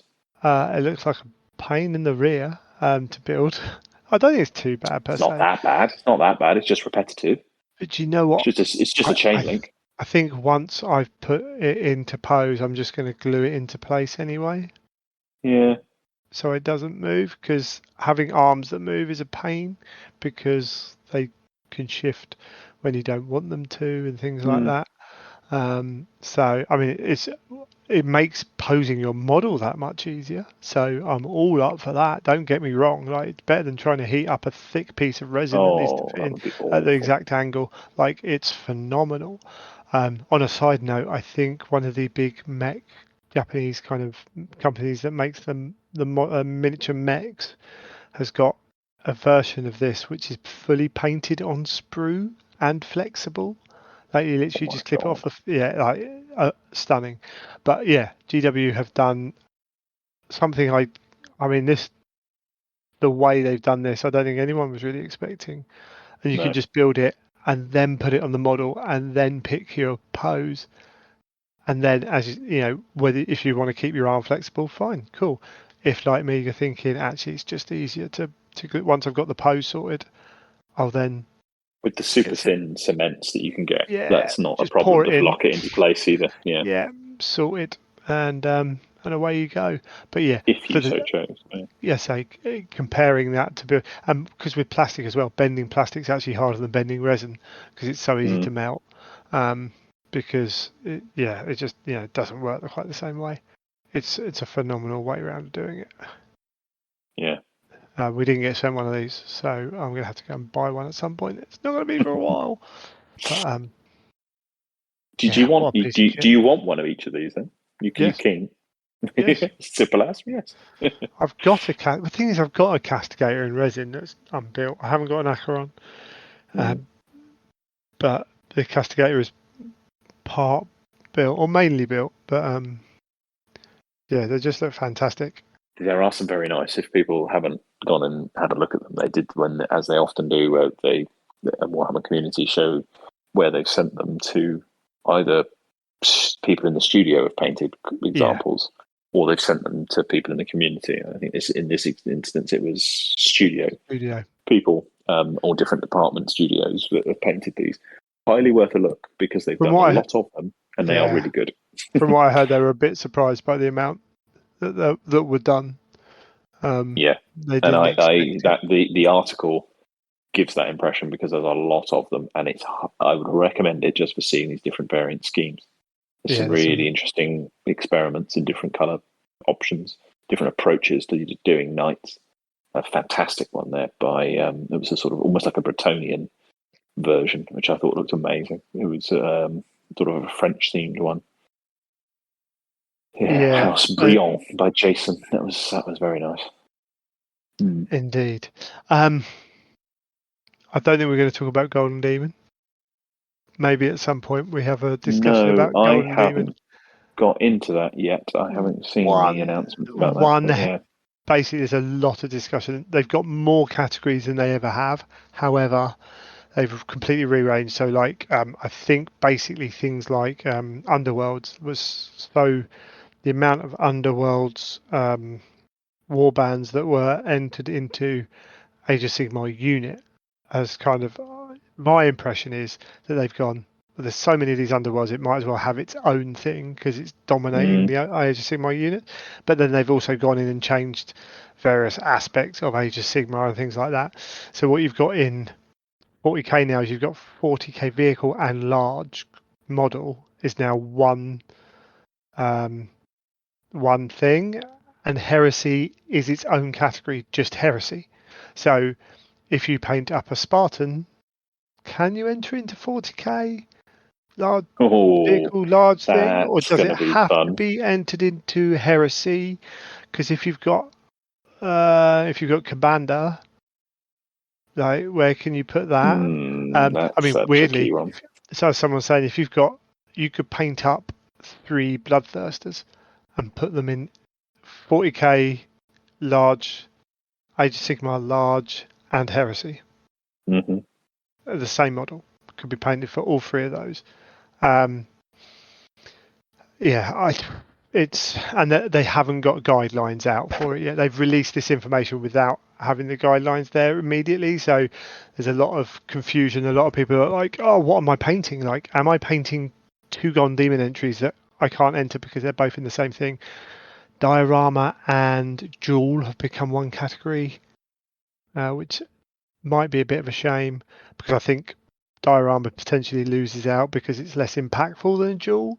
Potentially, like if you've got a diorama of, Acadian having a fag, like as the war goes around him, how does that compete with, 2 dynamically posed models in an interesting? That could go the other way as well, though. You've got a diorama of like 50 models doing some amazing war scene versus and this is a couple of grots fighting. I mean, the only disadvantage of that is having to paint 50 models to the same standard as the 2 models. The effort is still there, granted. Yeah. So there's a lot of confusion. There's a lot of thing, but I mean, if you're painting a plane now, a lightning for Heresy, or well, I don't know, whatever, the Thunderbolt, where are you putting it? Because is Heresy going to be judged slightly differently to 40k? Probably not really. Yeah, it should. The difference between Heresy and 40k, I think, is going to be interesting. There's going to be some that are very obviously, pretty much anything Xenos is going to be obviously 40k. But your example of certain vehicles and arguably certain squads that could be in either, which I think generally is going to be in your favour to try and move it over to Heresy, I would assume. Well, you say that, but that's where the Primarch traditionally. A Primarch's going to be automatically, the resin Primarch's automatically going to be put into Heresy, whether people want them to or not. Like that could be really competitive. Like lots of people paint very good Primarchs.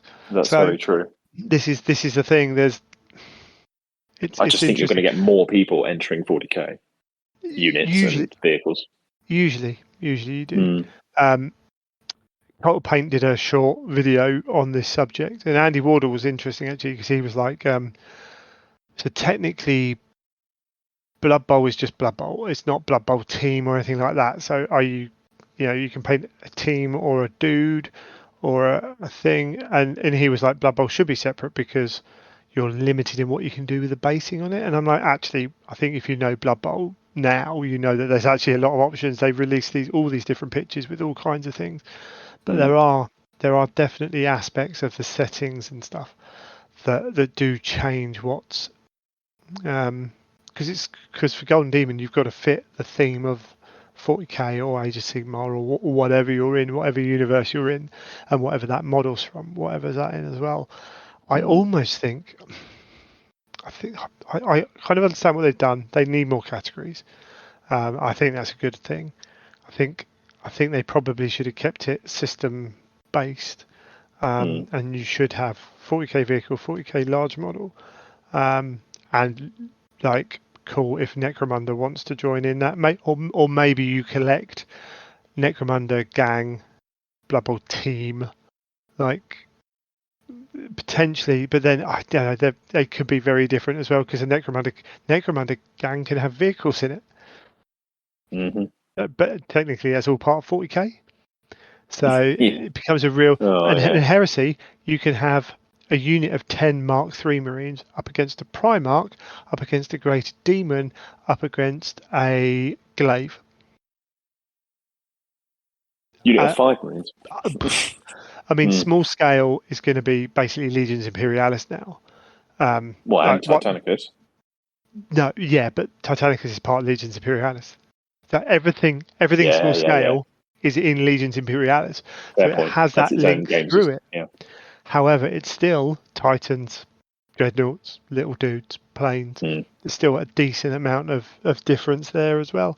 But yeah, 40k Heresy, you can have Mechanicum through to whatever, it becomes a bit of an interesting one. If you're considering entering a Golden Demon, I think you want to keep an eye out for when the guidelines come out, because it might change what you're planning on doing.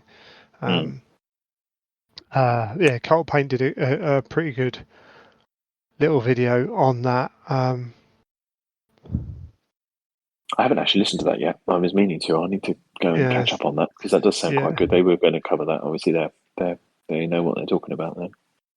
Yeah, and I mean they basically said it starts in the new Golden Demons season starts at Adepticon. I've heard a rumor going around that fests maybe not be happening in the way it happened last year. I don't know how true any of this is.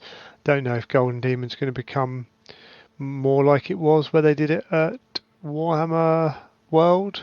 Though, I mean, there's been rumours that we've been looking at making part of Warhammer World or part of Games Workshop's Nottingham facility into an event centre, or creating more space somehow to allow more to happen.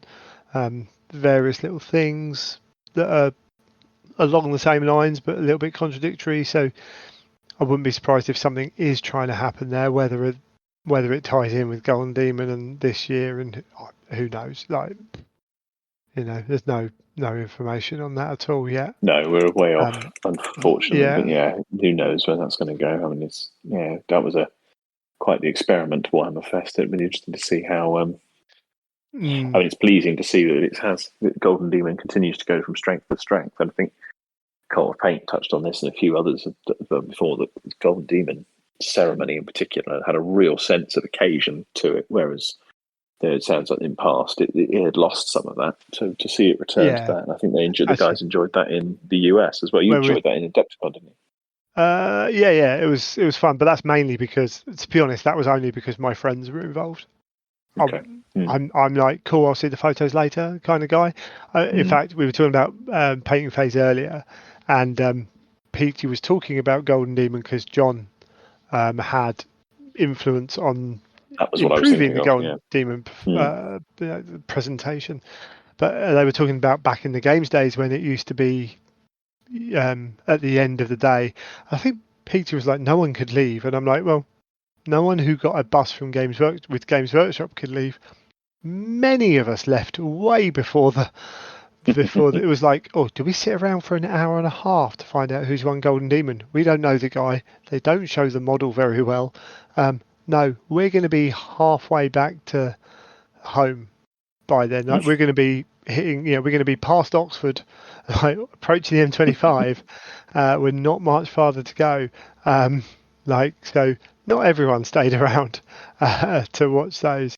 They have improved. with one exception, Mike Brandt has this thing where he likes the room to stay silent until the sword's raised and there's a big cheer. Yeah. It's awful. I get what he is trying to achieve. Doesn't work. It's awkward for the audience. It's more awkward for the person. And you can have 2 cheers and it doesn't change anything. They do No. like you You win the actually get that Champions. pitch goes up. Yeah, exactly. You win the That was Champions exactly the League. example I thought. The crowd go wild with the final whistle. They still go wild when that trophy is lifted. So you don't lose anything by doing that. But I get why. I understand his thought processes. Does not work. No. But I mean, I'm not going to be at Adepticon this year. Sad face. Overall, though, they are moving. There's an emphasis on Golden Demon. They're trying something. Continues to be. Yeah. It'll be interesting to see who made those decisions. That I would probably never find it. Well, I say we might find out unofficially through friends talking to friends, because it does appear to be not a detriment to Golden Demon, but I think there's going to be some sections where there's going to be either controversy or some people feeling a bit like, why did I enter that model, because it's got put into this one and it's up against that, where in previous years it was more clear what you'd be up against, like what you'd be competing with. As we say, like, if you put in the duel from one Adepticon last year, the duel that won Games Day last year with the Mega Gargant and the Kraken thing, like that compared to a diorama of 4 hobbits sat around, like, don't get me wrong, the hobbits can win, right? But I think it's a lot harder to stand out. And they are like, I mean, hopefully the judges have got enough time, because there's more that doesn't categories. become an issue. You're like, how do you do that because that was an issue. It was implied that it was an issue with Fest this year. It was like, well, you kind of need to be around for 3 days, because that's why you they got the can't extra get day. around. Yeah. So and the size of it and the time it takes to judge is a problem. It's an issue that Games Workshop have to deal with, and the best way of dealing with it is limiting how many people can enter. But GW don't want to do that. Like, people pay to enter, whether they buy a ticket to enter the event to then enter, or buy a specific Golden Demon ticket. Right, there's a cost associated with that. They also don't want to discourage people. They don't want to put people off. When they held it at Warhammer World, there was a lot of disgruntled people. There was, and there are other being a key part of that. And also you then question: did all the good painters get it? How much is this Golden Demon worth? If if your Andy Wardles, your Richard Greys, your David Sopers don't get tickets, like, do you, in the back of people's minds, do people say, oh well, it won, but David Soper wasn't there. He wasn't a real one. Yeah. Exactly. So, it becomes a bit of a thing. And there are other painting competitions out there that would be interesting to see, because Monty's soon-ish, and that's grown as an event, but That's it's still huge, held. isn't it? Is it? No, which one am I thinking of then? The big Monty's events. Casino.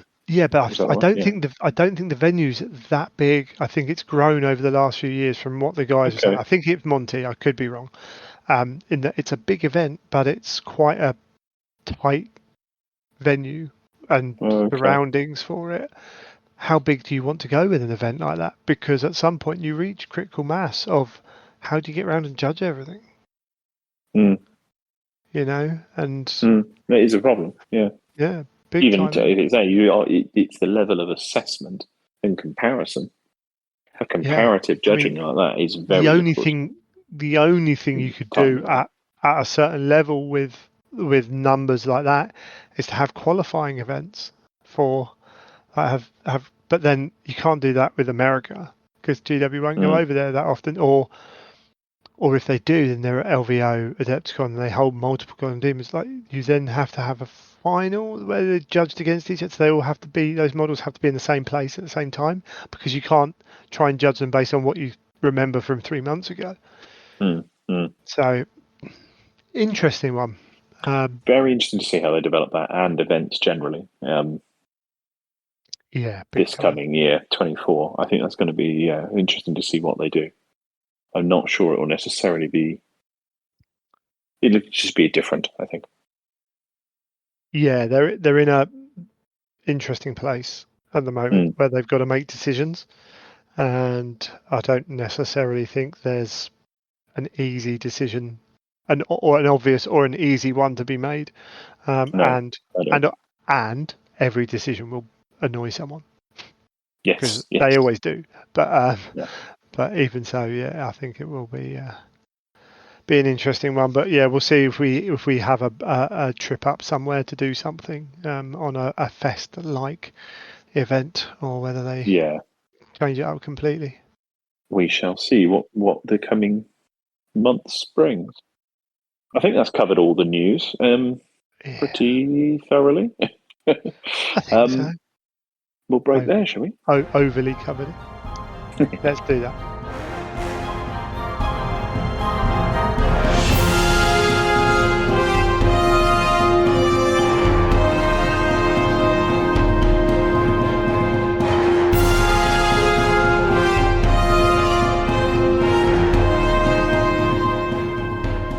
This next bit's all yours, Howard. Oh, look at this! Look at this! He's giving me the reins. I'm going to go nuts. Ish. Yeah, let's not get carried away. Suddenly the mic get cut and it's done. I have the power. Let's go with it. So what are we doing? Paints. What we're doing.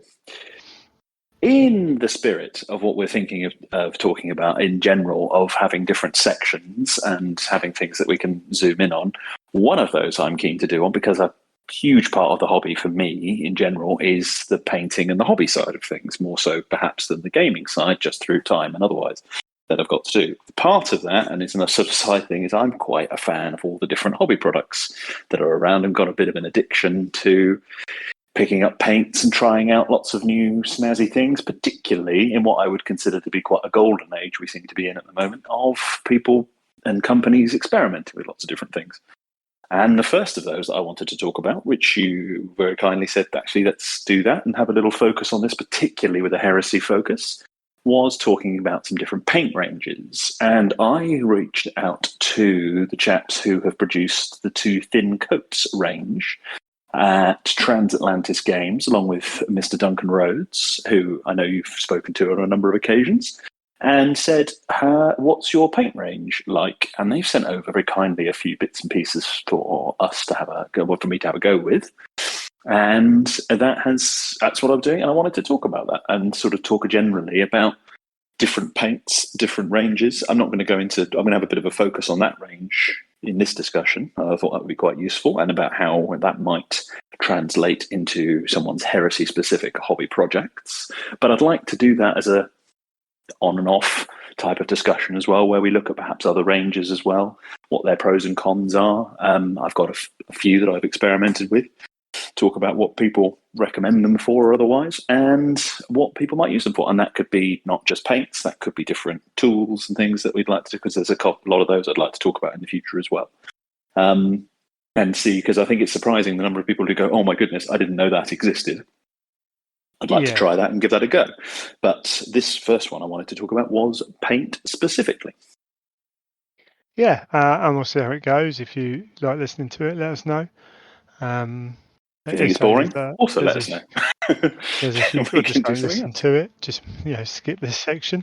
That's part of the beauty of having sections. But cool. When were the fuel issues? That was 2 years ago, wasn't it? 2 summers ago. I met up with. I went to London Grand Tournament and saw Duncan playing some Game of Thrones there. And Song of Ice and Fire, please. Song of Ice and Fire, yeah, which is a Game of Thrones. Yeah, fair enough. I got his details there to get him to come on and talk about this, and never got round to it. It was one of those things that happened. I was like, oh yeah, we should get Duncan on, and maybe we will. at some point actually get Duncan and Roger on, because Roger's as much a part of that. But this is, as you pointed out, this is another paint line that have then joined up with the Two Thin Coats brand, as you will. Yeah, exactly. And just sort of, to go on to that, I mean, I think we're in an era, it's a bit dramatic, but there's been a whole range of different paint lines, and perhaps more so been released in the last few years, but than we've seen before. It's been a kind of accelerating number of those as people have entered the paint markets, and the technology behind those paints is surprisingly complex. And I would say some of those hobby products, some of those paint ranges have really not turned a corner, but have moved into a kind of particular generation now. And I'm thinking of those as things like the AK third generation paints. Citadel actually have done quite a lot with their paints. These Two Thin Coat paints, Monument Hobbies Pro Acryl range. There's quite a few there that are, and Vallejo have just done a new paint range for the game color range, which they had before, and they've kind of reformulated. That's picking up on a bunch of new developments. To call it material science is probably a bit dramatic, but it's a whole bunch of different things, products that have entered the range that have made those paints a hell of a lot easier to use than some of those paints perhaps we were all using. And it's a story you hear a lot when people are talking that I started out painting when I was a teenager, or when I was a kid playing these games. I took a break for 10 years or so, 20 years, and now I'm kind of coming back, and I don't know what it's like. If you look at those paints that we were using, those are guides, those nice little tiny paper pamphlets that we were unfolding that were how to paint a blood angel or how to paint an orc back then. The paints that we were using then, we've come a long way. And this is and this Two Thin Coats paint range that's Transatlantis Games are the maker of that. It's a British company, but it's got parts of it that are over in the US as well, as the name would suggest. Partnered up with Duncan Rhodes Painting Academy and to produce their own range. And from what I understand, the Kickstarter was wildly successful in the first wave. And this year they did their second wave, which has extended the paint range from 60 paints to 120, in total 2 slots of 60. And they are, to summarize, they are pretty much a direct, that's a bit dramatic, they are a reflection. They've been inspired by the Games Workshop range of paints as well. There are equivalents there, and their color charts that they produce, which are a really interesting piece of graphic design in themselves. They do too. They do a conversion chart, so you can look up your color, so you can follow along the guides that are on the Paint Academy. They tell you which your Citadel paint is, or perhaps your Army Painter paint is, and what the equivalent is in their range. And they have a color wheel, because the system is broadly, and I'll talk about this a bit more in a minute, broadly based on a triad system where you have a shade, a mid-tone, and a highlight of a particular colour. And that colour wheel helps explain that, all available on their websites and Kickstarters and things that comes with it. They're quite handy. So I tried out those paints. I've had a go at them, and I'm going to touch on perhaps how they might be used for the legions, given that those are things that we're painting frequently in this particular part of the hobby that we're in. Also, I found that what I actually used them for in their first instance was using them on the Titan legions, and that's something I'd like to touch on perhaps in another session as well, about what paints and techniques you can use. There's, in that first wave, which is what I've had a go with some of those, not the second wave yet, and there's some interesting products in their second wave. But they're quite like I say, they're a contemporary paint range. They are pretty much very, very comparable to GW's paints. GW's paints, I still think, hold a really valuable place in the market because they are so widely available. Certainly in the UK, pretty much any town you go to, you're going to have access either through a hobby store. You're going to be not far away from somewhere where you can go and get, if not the entire range of Games Workshop paints, pretty close to it. So it's not that availability everywhere is very, very handy. However, with online stores such as Element and others, they're covering all of these different paint ranges that exist.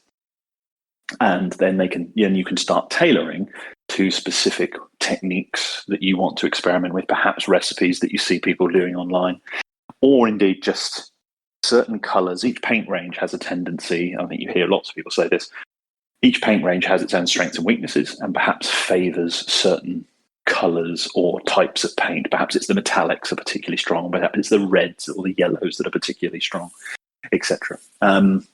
This range, I think, as I say, because it seems to have been tailored to pick up on some of the strengths of the Citadel range, and perhaps even exceed in that in some places. It's that starter range was very much that. It was quite limited. You certainly didn't have lots of unique variants on lots of different shades of colours, but your core colours were all well represented in a sort of mid-saturated type paint. Have you experimented with them at all?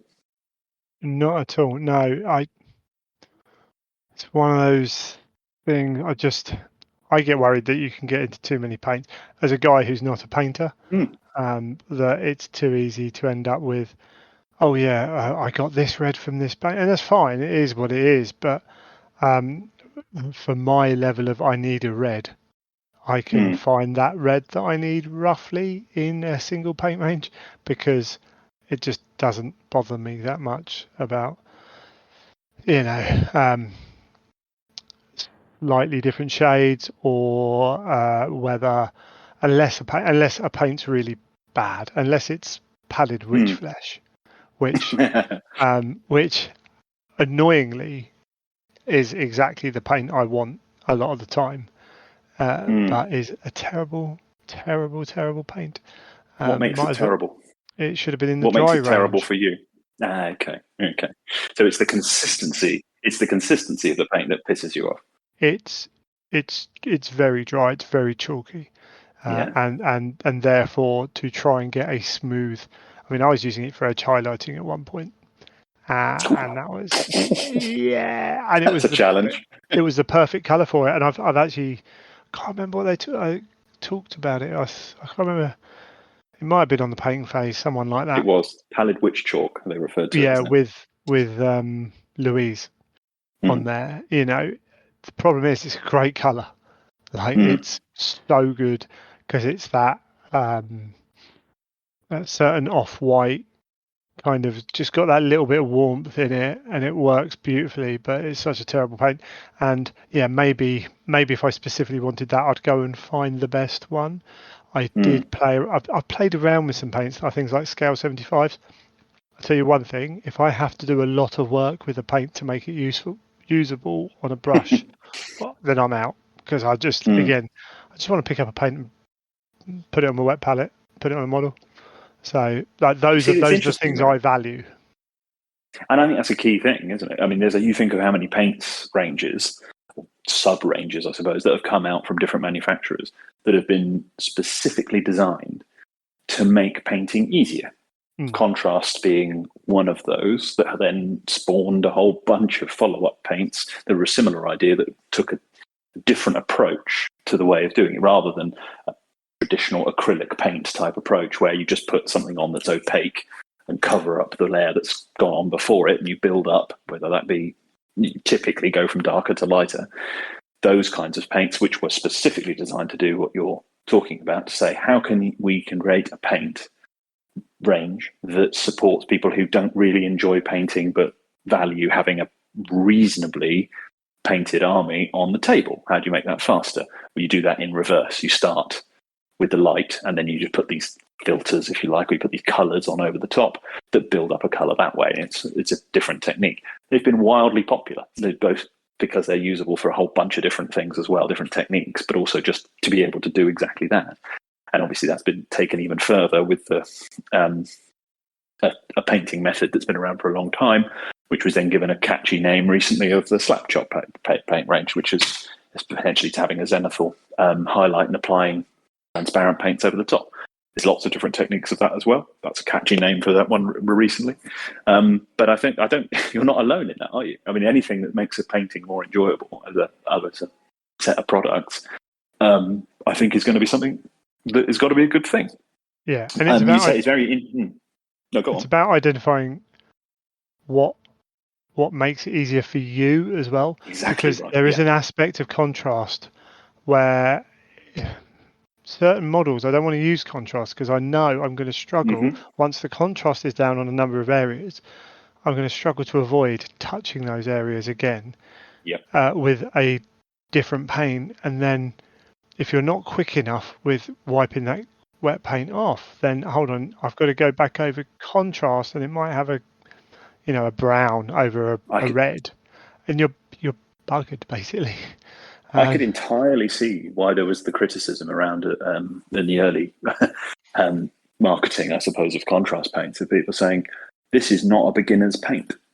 This is not something. It's a different technique. It's one that might suit other people more than the ones that are out there right now.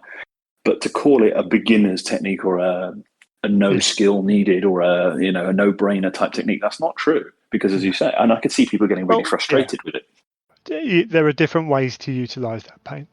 Absolutely. It's another tool in the box. Yeah. Yeah. How are you using it? What are you using it for? What are your skills as a painter? And you can, if you're spraying it through an airbrush and you're doing 90% of a model, crack on, awesome, brilliant. And or using it for grading.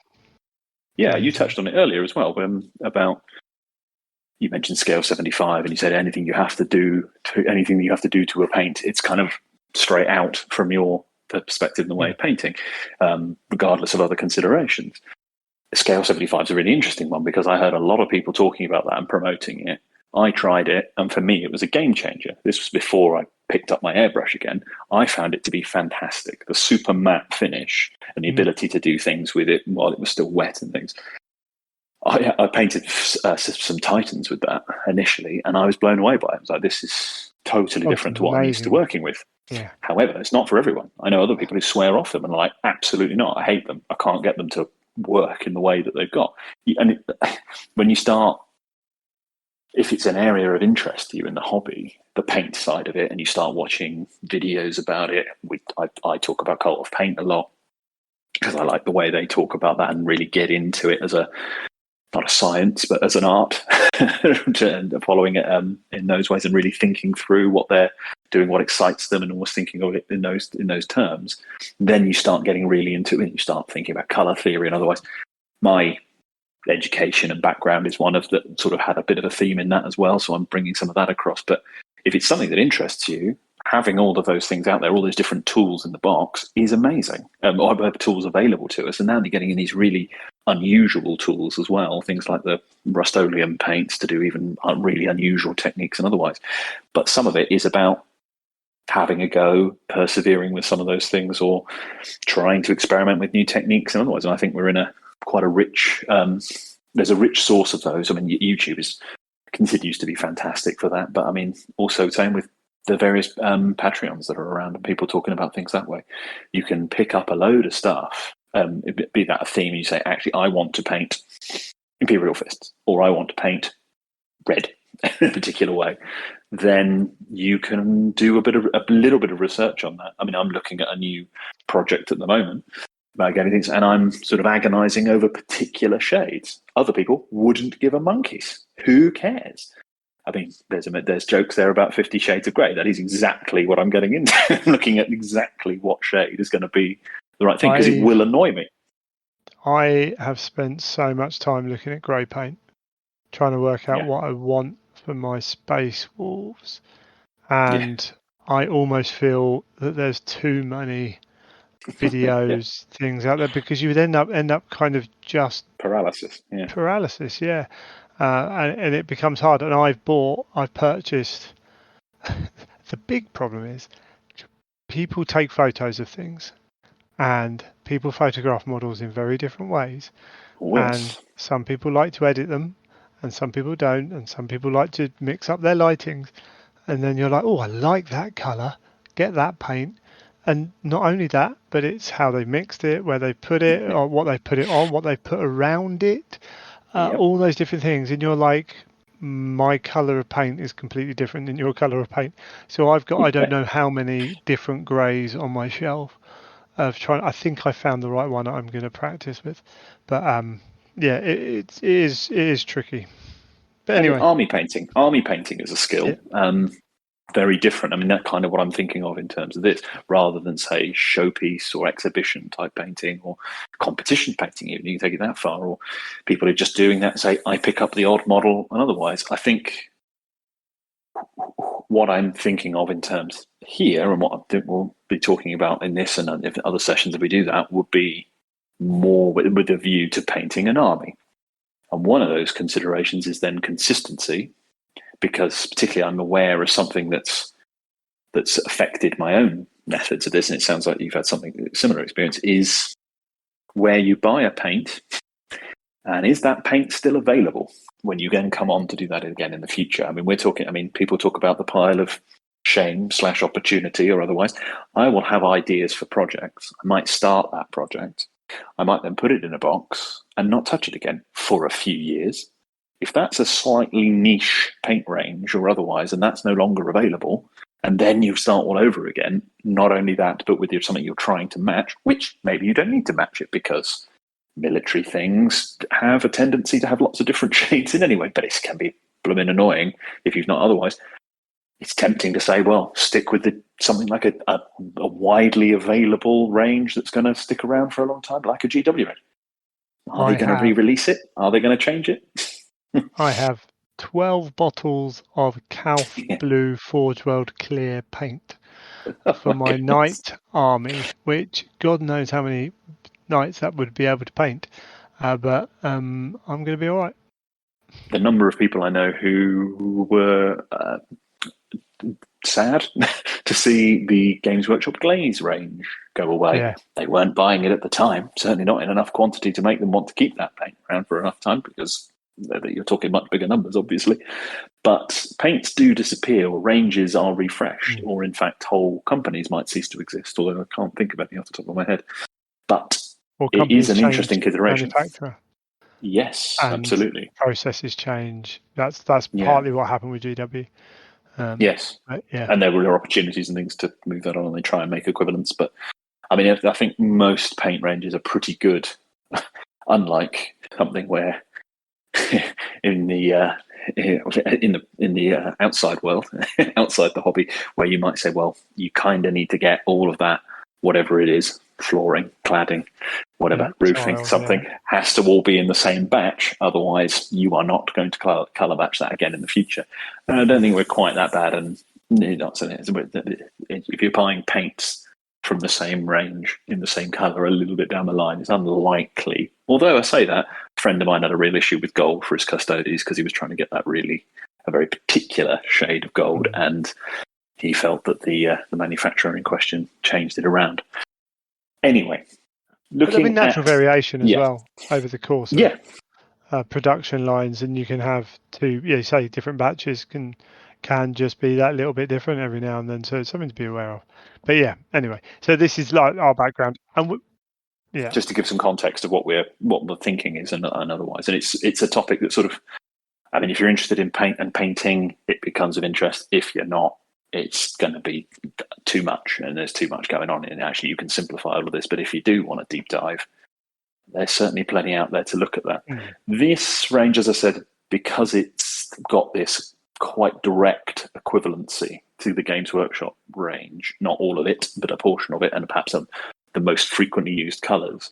One of its big benefits from that point of view, straight away, probably the thing I would imagine that most people are going to focus on, it's in dropper bottles.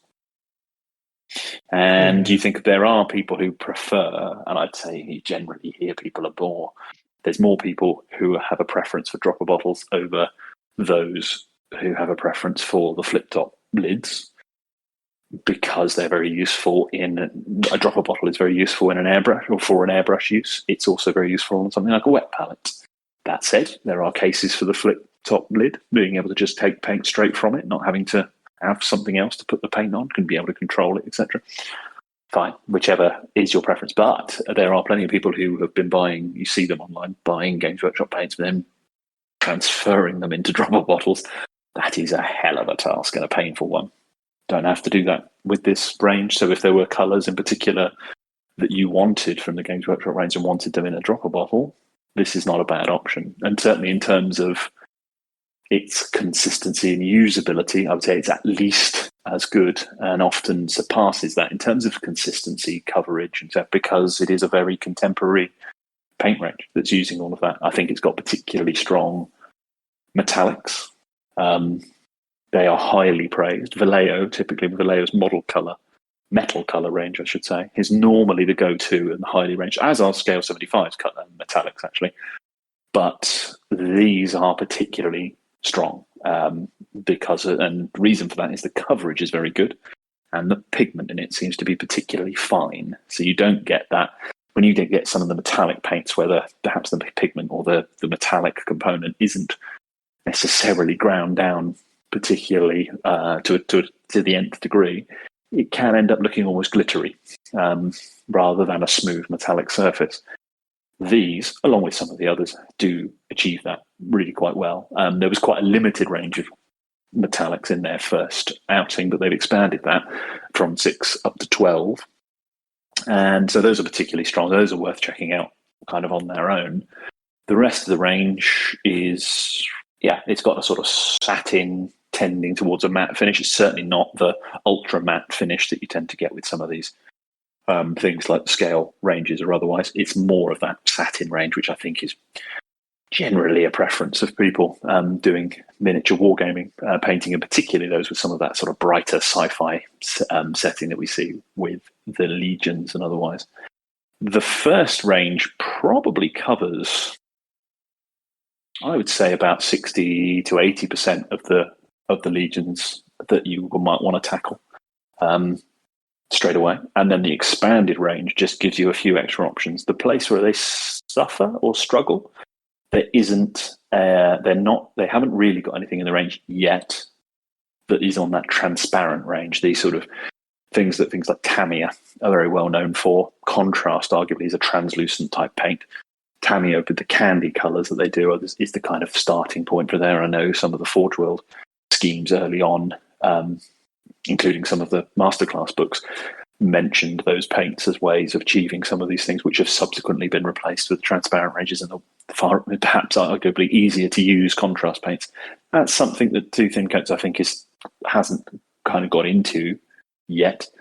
They do have some glazes, which I haven't experimented with yet, but I'm looking specifically at Alpha Legion, and maybe because you commonly see people painting Alpha Legion in that kind of candy blue-green, teal kind of colour, and you can see that with 1,000 Suns as well. That could be achieved with the glazes, but I would say those are the two schemes that this paint range might struggle with. And occasionally, I suppose you see it also with Emperor's Children, where people are painting a metallic base and then putting a transparent colour on the top as one method. Of course, you get matte schemes as well, traditionally as well with those as well. But the triad scheme I mentioned is quite effective for, say, picking out and just getting through units, either through an airbrush or brushing them. The Wave 1 range, a part of the range, is particularly good for things like their more saturated colours that they've got in here is good for things like your Blood Angels, your Ultramarines, your Imperial Fists. I think would you struggle with the Space Wolves, talking about your grey? They've got a traditional 40k era Space Wolves colours, that sort of blue-grey, almost powder blue grey colour scheme. But the mid-greys or even a warm grey, that kind of that's a bit harder. I think you could do it with this. I think there are definitely options there, even if you mixed some of the blue-greys. What I might do is write down a list rather than go through it slavishly here. I'll do is I'll write out some suggestions of what I think might be the colour triad or the 3 colours that would be quite good for each legion, and we can put that up on the Facebook group otherwise and see if people disagree with me. And I might start doing that for all the different ranges as well. Like I say, I've been fortunate to be able to experiment with a few ranges, like Scale, like Vallejo, like Army Painters, particularly some of the Army Painters' more recent paint ranges. And I might do something like that just as a starting point for people who say, I kind of want to know where to go, what sort of paints might I be looking at, particularly as we get into things like AK's 500 paint range or something. I think with Vallejo it's not far, but it's probably similar to that. But I would certainly encourage people to give them a go. Yeah, I'm just having a little look, and the problem is, like, everyone's got a kind of view on the shade of of the army they paint, Yes. unless you're following a direct plan, a Forge World scheme that you know of because it's been put out there or anything like that. I have seen a huge variety in the shades of Space Wolves. My favourite tends to be more of a storm grey, so a slightly darker, not quite a Skaven Bite dirge, but heading towards that kind of look. And in fact, I think what I might be using is grey green from Vallejo model colour. Oh yeah, okay. Kind of add that Cool. bit of Anything in the depth Vallejo model color range. A Vallejo model color, so good because it's so suited to the. And that's before you get to some of their specialist ranges. They've got a vast number that are suited for military modelers. Yeah, Kind of and that's it's where they're just, coming from, and it's so there's a vast number of greys and however, olives and things. yeah. However, I spent a lot of time looking and have purchased a lot of other greys from Vallejo that once I've kind of got them and looked at them have decided not quite right. And that's because I've got, I think the hard thing is I haven't got a specific grey in my head, but I've got an idea of where I want it to be and I'm trying to find that. So it's like, it would almost be easier if I was like, I need it to be exactly this. How do I make this? Then I could turn around to Henry Steele and say, how do I do that exact colour? But I'm a little bit like, kind of, how do I do that? But yeah, you've got things like, they've got a Mechanica Standard Grey equivalent, Dungeon Stone Grey, which is not a lot of people will use that and then maybe darken that down or leave it as it is. So that's not a bad kind of thing like that. They're not airbrush paints specifically. They're not pre-thinned, for example. Typically, people would do that. That said, I've heard from just watching other reviews and otherwise that they do airbrush very well. This range, you would probably want to thin them like a 2-to-1, that kind of ratio with an airbrush thinner, or to stop them sort of drying out as they go through the needle. But I think they're quite good for that because of this more contemporary mix and medium, which is allowing them to be airbrushed reasonably well. And then you've got, if you're just using that to put the base coats down or do your base shading, like you say, that does affect your color choices, because on something like that, like a grey, you might do all your highlighting that way rather than going down the edge highlighting route, which you want to have. You mentioned that with the Pallid Witch Flesh or otherwise. But I'm just sort of looking at the color wheel there, and you sort of think, well, they've got that blue grey in their kind of main range, but then they've also got in the black and the white, they've got these sort of more neutral greys before you get into the warm greys, which came in later. But they're quite well off for that, but it does feel like other ranges, Vallejo particularly, have got so many of the different greys that sort of they kind of got that covered. If you've got a particular shade in mind or otherwise that you're trying to achieve, it's just the hard bit is how do you find that, particularly until you actually get the paint and give it a go. Yeah, and that's the problem, isn't it? Right, that at the end of the day, you have people you trust, you have pictures that you can see and like, but until you actually put the paint on the model in the way that you paint and play around with stuff, you never get a fully true representation of how that paint's going to come out for you. So it's always a bit of a like, I thought they use this. Oh, okay, that's because they do that and that and that, which I don't want to do. Then I have to make a decision. Do I want to paint that way, and do I want to paint my way? The other thing I just wanted to mention was, I think, what you talked about, they airbrush well. It's quite funny because there's a consensus, there's a majority of people who have this idea over paints airbrushing well or not airbrushing well or doing this and whatever. Caleb from CK Studios went to Games Workshop, took some Games Workshop air paints, which everyone says were rubbish and were no good for airbrushing, poured some straight into a airbrush and started spraying with it because he knew how to use that paint. Yeah. I think that's a really good point. But there is a general consensus that they weren't that good airbrush paints, and is that because they needed more skill to use? Is that because they had to be used in a slightly different way than most people paint? I'm not here to say maybe GW didn't quite put it out there. they had issues selling airbrush paints and not selling airbrushes, and therefore Mm. not really having that kind of conjoined plan to then show you how to use it. And they had 2 videos from Caleb online. They were going to have Caleb at Warhammer Fest at one point. They were going to have CK Studios as CK Studios at Warhammer Fest doing demos. Then COVID hit and ruined, a unique kind of thing that GW would have done. But yeah, Caleb really liked them. There's certain of those paints that he will still kind of use now. So, well, and it expanded the range. I mean, it was interesting that they had that range. They both replicated some of the colours that they had in their traditional range, and then had a version dedicated for airbrushing, which typically means it's pre-thinned, which actually in itself can be quite useful. For the longest time, the paint range I was using more than any other was the Vallejo Game Air, which again I think has been reformulated recently. But that's been around for quite a while, quite a few years. And I found that to be consistently the paint I enjoyed working with the most, even despite what I said about Scale 75's range earlier. That was very useful. And I would still thin it further to get the effects I wanted through an airbrush. And I'm by no means particularly skilled with an airbrush, far from it. Only really sort of doing base coats and highlights with them. That said, I sort of pushed myself with using some of those paints, and I can see why some people might not struggle with when people have a negative view of a paint, say, it doesn't airbrush well. It just means it's trickier to find that sort of sweet spot of something that isn't clogging the airbrush or isn't going on too thin or otherwise something that is. That's why I found the Game Air was good, because I had to do less, I had to think about it less, about putting that particular paint through the airbrush and getting the effect I wanted and knowing it was going to go on reliably, rather than, oh no, it's spidered, or oh dear.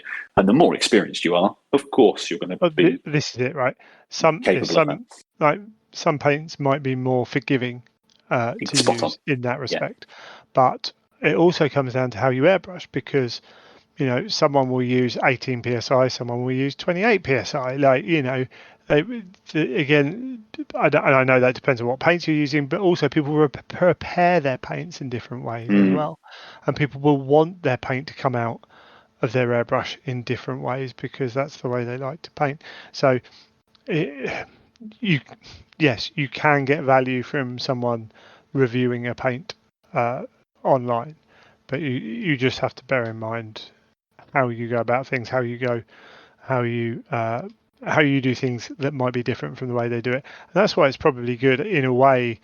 It's a bit of a double-edged sword in a way that if you watch a Cult of Paint video, Henry will say, I put this in there with 2 drops of thinner and 1 drop of this and sprayed at 22 psi. Right, cool. That's Henry's brush with Henry's compressor with, that kind of thing. So, mileage varies, and you have to kind of just be aware of that. But yes, absolutely. And I think they actually, Cult of Paint specifically, have talked on the Culture of Paint show that they do. They've talked about sort of what is the value. Is it useful putting paint recipes out? Yes, because people ask for them, so it's useful to know, well, what was your starting point, even if your results do vary. I think inevitably they will, like any artistic endeavor. It's going to. But what's very useful is having it on a YouTube video. You can kind of see how it's being applied. How are they applying Appreciate, for example? They are applying Appreciate. Good to know. Yeah. What levels are they using of that? How many coats of the paint are they applying? It's an idea, how thin are they applying it? It's exactly that, and it's as much of a technique as it is a recipe, and you've got to put those two together. That's why I find some of the guides, the way I paint my Imperial Fists, for example, was using the Mighty Brush guide that I found there. That was the one. There are so many. I mean, there are some legions, I think, which vary more than others. I think Sons of Horus, I think Imperial Fists, possibly Blood Angels. Alpha Legion. You tend to see, Alpha Legion as well. In terms of the variation, you tend to see, whereas there's some others there's less variation, perhaps, in the common representations. Ultramarine's another one. You tend to see every shade of blue, and rightly so, because that's kind of cool that you see all those different texts. One thing that I did pick up, and I kind of have more affinity for it, and this is probably just the way my brain works anyway. But Vince Ventrilla is, a very good painter, quite a good teacher in how he goes about things. Yeah, I think he's got a style that you kind of get or don't. I think that might be a little bit Vince himself, but when people ask him what colour have you used, and a few other people I've heard do this, and they're like, a brown. Yeah. Like, does it I've matter? seen Henry Steele's done that as well. Yeah. Yeah, it doesn't matter what brown it is. Don't get too hung up on being a particular shade. I can't help it. I tend to get hung up on it because I'm trying to get a certain accuracy. But you're absolutely right. Well, I think also for someone like me, I'm not going to sit and mix paints because, again, painting's not my thing, and I also know that I will struggle. I've got some Blood Bowl models that I painted in the San Francisco 49ers colours, and it's a very rough and ready true metallic metal leggings for the gold. And I mean proper rough and ready, like the basic processes of it. It doesn't look true metallic metal, but that's the basic processes of it. And I'm like, I painted them in my old flat probably before I met Emma, maybe about that time, so 7-8 years ago. And or maybe no, it won't be that long, but it's 7 years ago actually. Yeah, I'm gonna have to add to them at some point because I've got some bits to do, and I'm like, let's try and remember what paints I used, because oh my goodness, I can mix the value. Once I know the two paints, I can, because I'm mixing between those. But if I've mixed an independent paint color for one part of them, I'm stuffed. And this is why people will always say I've got an Excel document where I write down what paints I'm using for aspects of my army. So useful, and I'm kicking myself. It's kind of an obvious thing to do. I'd heard people recommend it, and yet still I've been carried away and done things. Thinking about, I do the Malanax scheme I did for Titanicus. I wanted a very particular, because there's quite a lot of different shades of those kinds of that cream, off-white, different colours. I tried loads of different things. I settled on one. I've done a bunch of nights for that. Lovely, really keen. Can I remember which one it is when I need to carry on with that? No, I can't. And I really don't want to make that mistake again. With the Alpha Legion, I spent a disproportionate amount of time and bored a lot of friends to death sharing work in progress pictures, going, what do we think about this slight variation on the shade? I've written that down now because that is doing exactly what people who give recommendations or tips about painting armies say not to do, which is mixing your base color. Kind of fine if you're doing it and you mix up a large batch of it. That's a solution. If you're trying to achieve a particular shade, fine. But people like Mark Bedford, who does those brilliant kind of hobby guide things at open days or weekenders or whichever the sort of, what do they call them, the pods that they were doing at Games Day. Well, no, sadly. Hopefully we might see a return to those one point done time in the future. But I always said just pick a colour from the range and run with that, even if it's just get as close as you can to what you're trying to do. Now, of course, you might want to experiment a bit further than that and take that to another level. Andy Wardle's guide for painting Sons of Horus, for example, trying to get as close to the Forge World colour plates in the books as possible, is interesting because that's a mixed colour. It was using a base of a sky green, I think it was, from either AK or Vallejo, and he added black to that as he wanted to. Obviously, he has a great deal of incredible skill, multi-Golden Demon winner that he is, was able to sort of control that as he wanted. But for others who perhaps are trying to replicate something more in a more straightforward way, then you just pick. That's where these kind of triads come in that two thin coats are doing. Army Painter have done something similar. You just pick a set there and run with that. Yeah, the other thing you can do, so for me, generally I pick a colour, I paint that colour. If I'm going to mix a paint ever, it's between two colours, like the blend. I say blend. You know what I mean. Like, I'm painting the midpoint between those two colours. I'm not creating a colour to use, and that there's a big difference between those two things. So I never have to really remember, like, because if that in between colour, I can just keep going till it looks about right. The other thing, so I can use an Excel document and I can write, grey-green, base That's a good colour, idea. blah, blah, blah, wash with blah, blah, blah. The other thing you can do is get an artist's book and use that to write in, because you can also paint your colour onto the book. That is a surprisingly good idea. You can go really fancy, have a nice little moleskin or something like that, or just a notepad of any variety. And you can literally have each, like, I'm doing the green. Cool. This is my first green. Paint that on there. This is my second green. Paint that on there. Idea. Yeah. Then you've got that there immediately as a little refresher. The other thing that's out there that I use quite a lot now, actually, is apps. There are apps that will support all of this, the hobby ones. The one I use is called Paint Rack. That's very good. As a paint app, it allows you to have the thing I found very useful for that was it actually had comparisons across every paint range you can ever imagine. It's subjective. I don't know how they achieved that. They had sort of color values and things. I'm not sure how accurate it is, but I was finding it quite useful just to keep track of paints that I had in my collection. So as you get in your head's a little scanner that as you buy them, you scan it and goes, that's a Vallejo whatever, or that's an AK this. Goes into your library and you know what paints you've got, which is handy when you're out there and you go, which one have I got again? Oh God, I've bought 3 of those again because I already had that one. Or I was actually going for the next colour along. But that allows you to keep records of kind of paint projects, paint recipes, or whatever else. And that's where I've put the Alpha Legion now, because I do not want to do that, make that mistake again. It is a really useful thing, even if you think, oh, I'll remember this or other, you won't.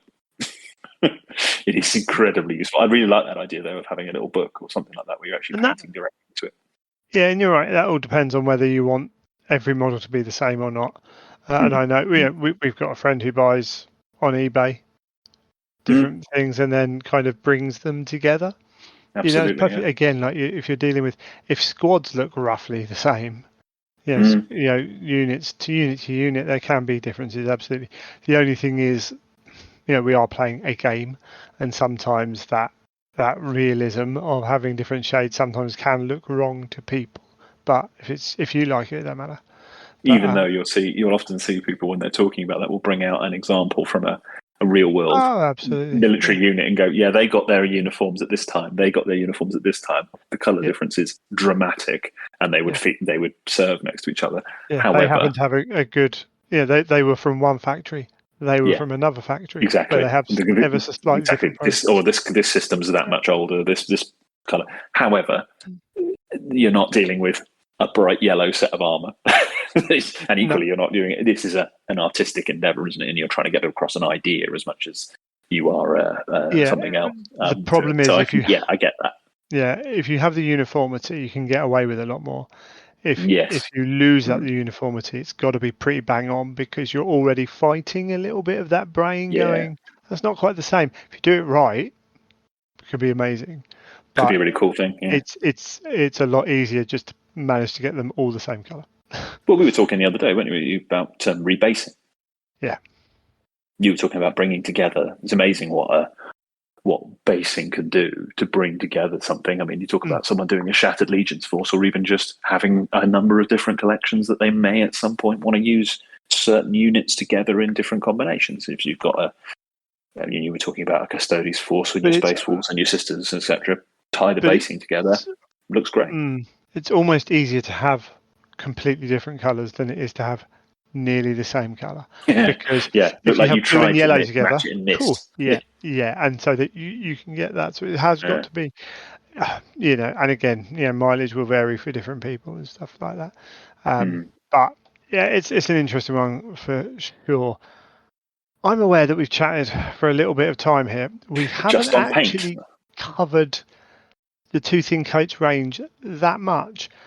So I was trying to keep a bit of a certain theme going on in there, but I can go into a bit more. I can go into more detail if you want. Well, I think what we've ended up doing is doing more of a kind of state of the market. Well, a little bit, but also like an overview of how we look at paint. So we probably talked about this a little bit beforehand, and hopefully we're not boring everyone. But what it might be worth doing is going back, revisiting this another time, having discussed elements of how we approach army painting as, I'll put my hand up as a mediocre at best painter, You know, I'm quite often at our club. I'm quite often like the lowest or one of the lowest quality painted armies there, and that's fine. It is what it is, because there's some good painters out there, and there's some very average painters who do. Average is not a bad thing. No, and this was touched on the other day. I mean, we talk about this. Why I think army painting is it's a skill in it. It's a completely separate skill in itself. And I mean, you took part in that the Heresy launch event for Heresy, the current edition of the game, where you were putting forward.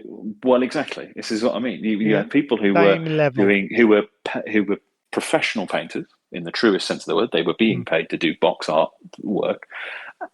Yeah, okay. And there's people whose sole interest in this hobby is that of exhibition painting or winning painting competitions.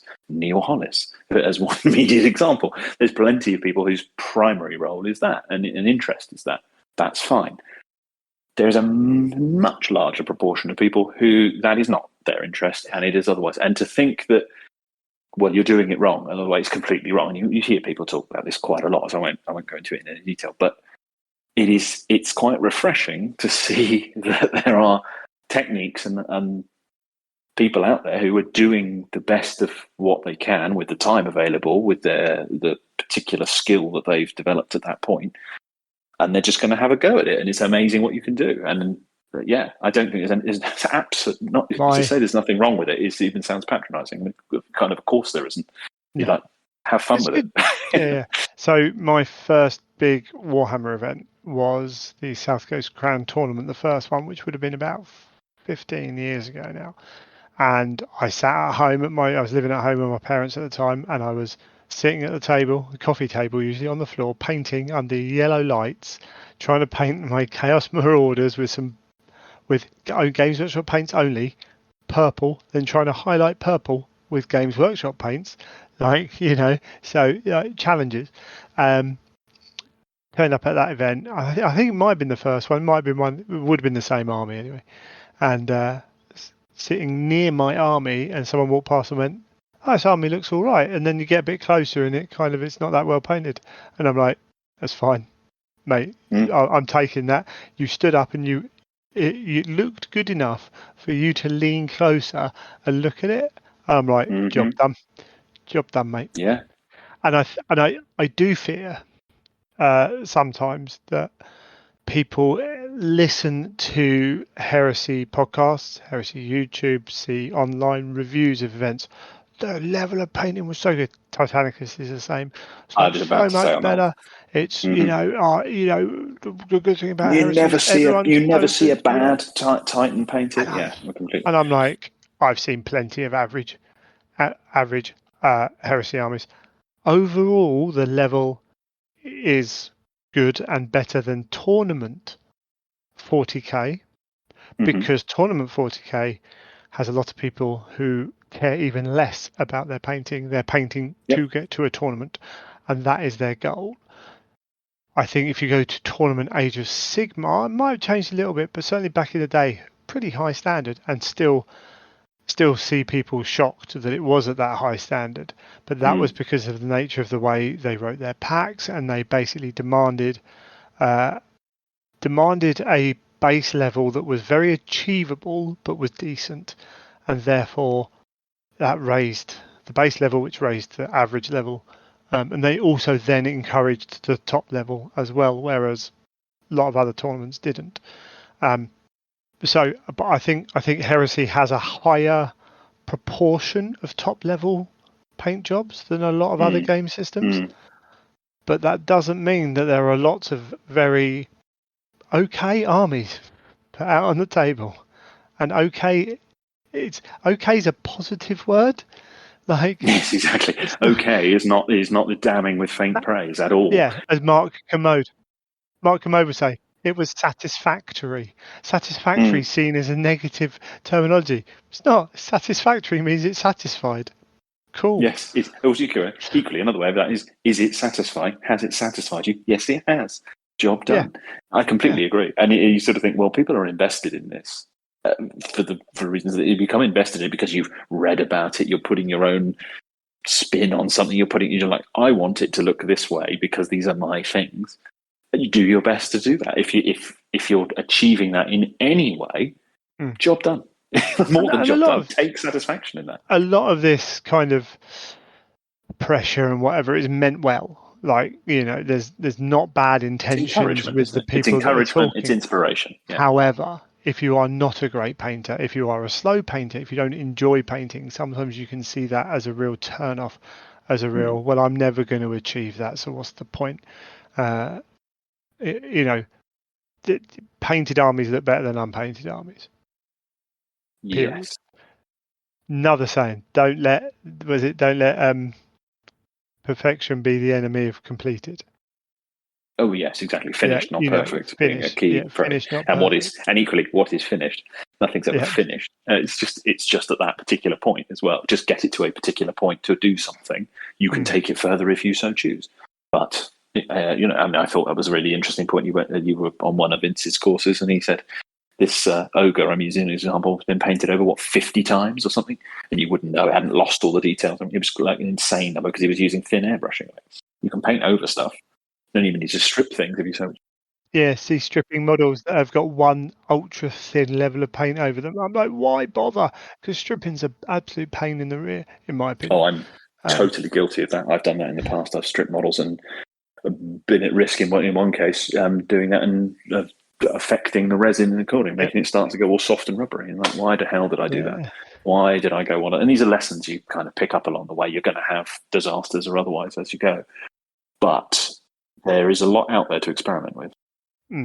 So we've talked about our approach to painting and things like that. We haven't really talked about two thin coats paints that much. So what I'm proposing is we leave it here now. We come back again, and maybe we put some tighter guidelines down for ourselves. Structure? What? Let's learn from Take this as a learning opportunity. I like that. I think I've only been doing this 9 years, so I think next year might be the 10th year of podcasting. So let's learn from this. Let's move forwards, and let's maybe we can actually slightly change the way we do it to fit that better. Maybe we can have like two paints at once, that kind of thing. Yeah, I agree. I'd like to be able to do it. Yeah, I'd like to be able to do something where we can turn it into something where we touch on it, because it wouldn't be reasonable to cover everything in one go. You wouldn't go into anything like the level of depth necessary. Overviews have their own value, which I think is useful, and I think it's a good starting point. But then you want to start going in a bit deeper, and I agree, a comparative method, I think would be quite a good idea. To simply give the rundown of a paint range in isolation, I think is limited, or anything actually in complete isolation. I don't know what its value of that is. So I think that's a good idea. Yeah. We're experimenting, aren't we? Much like we would with the paints. I'll put down some suggestions of what we might use this range, and I'd quite like to build that up into almost like a resource to say, well, this is how I might use this range to achieve this as a starter for 10. I think that's quite straightforward with this range in particular, but I'd quite like to start building that up, and we can post that somewhere where it's more useful than me just reading it out, which isn't of any use really to anyone. Yeah, need to improve the website. It looks better now, but we need to utilize that more. I'll get onto my computer man because I am useless with that kind of thing. But so we'll do that. What I will also do is put the call out to the listener to suggest, like, how do you want us to do this? We're not on video. You can talk about paints on podcasts. You absolutely can. How would you want us to do it? What do you want to know? How do you want us to talk about it? What do you think about these ranges, if you've used any of them? And if you've got any ideas for how this segment can be even more useful to you? Obviously, this one's gone a bit funny and worked out different. Cool. I'm not going to throw away 40 minutes of recording because I think there's some good chat in there. But we can work. List the listeners come up with great ideas. So let us know kind of how you think or what you would want from this, and maybe how you think we can go about doing it, because we might be able to integrate that into what we're doing. Agreed. I think as always, it's all about just. I mean, we're talking about these things because we enjoy them, and hopefully other people do. Well, we know other people do as well. So the way that we can be inspire off each other is kind of the point, isn't it? We could talk about these things, and as we have just demonstrated, talk about these things endlessly with at different tangents. But I think trying to focus in on certain things is always kind of useful, and no point in focusing on things that are just for us. And maybe not after clearing out the kitchen ready for workers to come in tomorrow, not being quite prepared, being shattered, all those things might change that as well. We're talking about that's part of the charm. That's part of the charm. We've got to, in fact, we've got to be able to put ourselves through these things to give it that unique, slightly exhausted way of doing things. Heresy. don't even be too slick. It's kind of that's other people can deal with that. This is our unique spin we can put on it. Exactly. Okie dokie, mate. We'll touch on this again. Cool. But that's the intro for this paint section.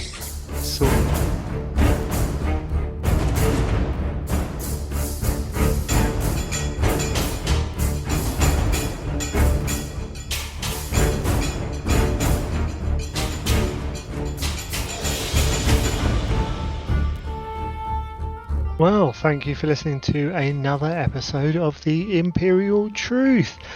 Feedback is always welcome. Let us know what you thought of the episode, what we're trying to do with it, that kind of thing. If you've got any suggestions going forwards, then we'll always be happy to hear them, whether it's about the topics we do, how we do them, or any other things. Do let us know. If you would like to support the podcast, thank you for anyone who does. There are some easy ways to do it, and that is to leave a review wherever you listen to the show. You can tell your friends about the show and see if they want to listen to it. You can purchase toys through Element Games if you're this side of the pond.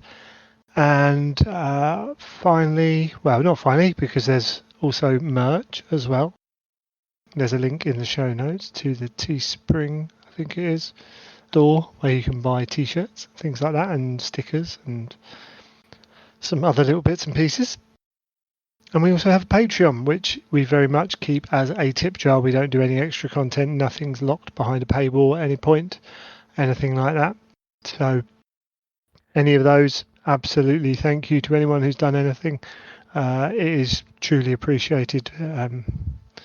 We want to grow the show, and part of that means Howard and I making a better show, absolutely, and part of that is just getting it out there a little bit more, and all those things help us do that kind of stuff.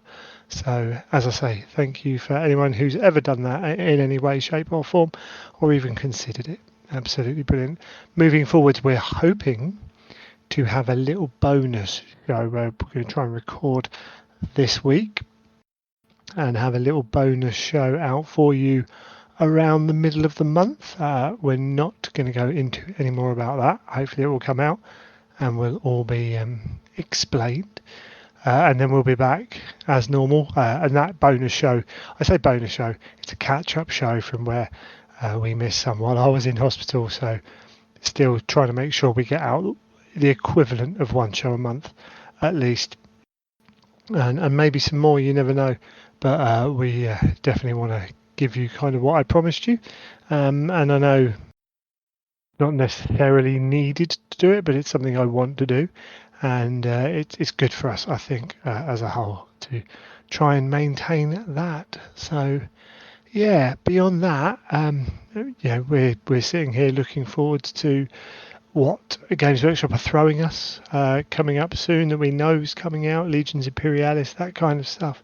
It's just a matter of time now, enjoying what's happening, and keeping the show going, coming up with ideas for what we're going to do, and hopefully settling into this new system a little bit better. So I think we'll leave that there, and until next time, you have been listening to The Imperial Truth.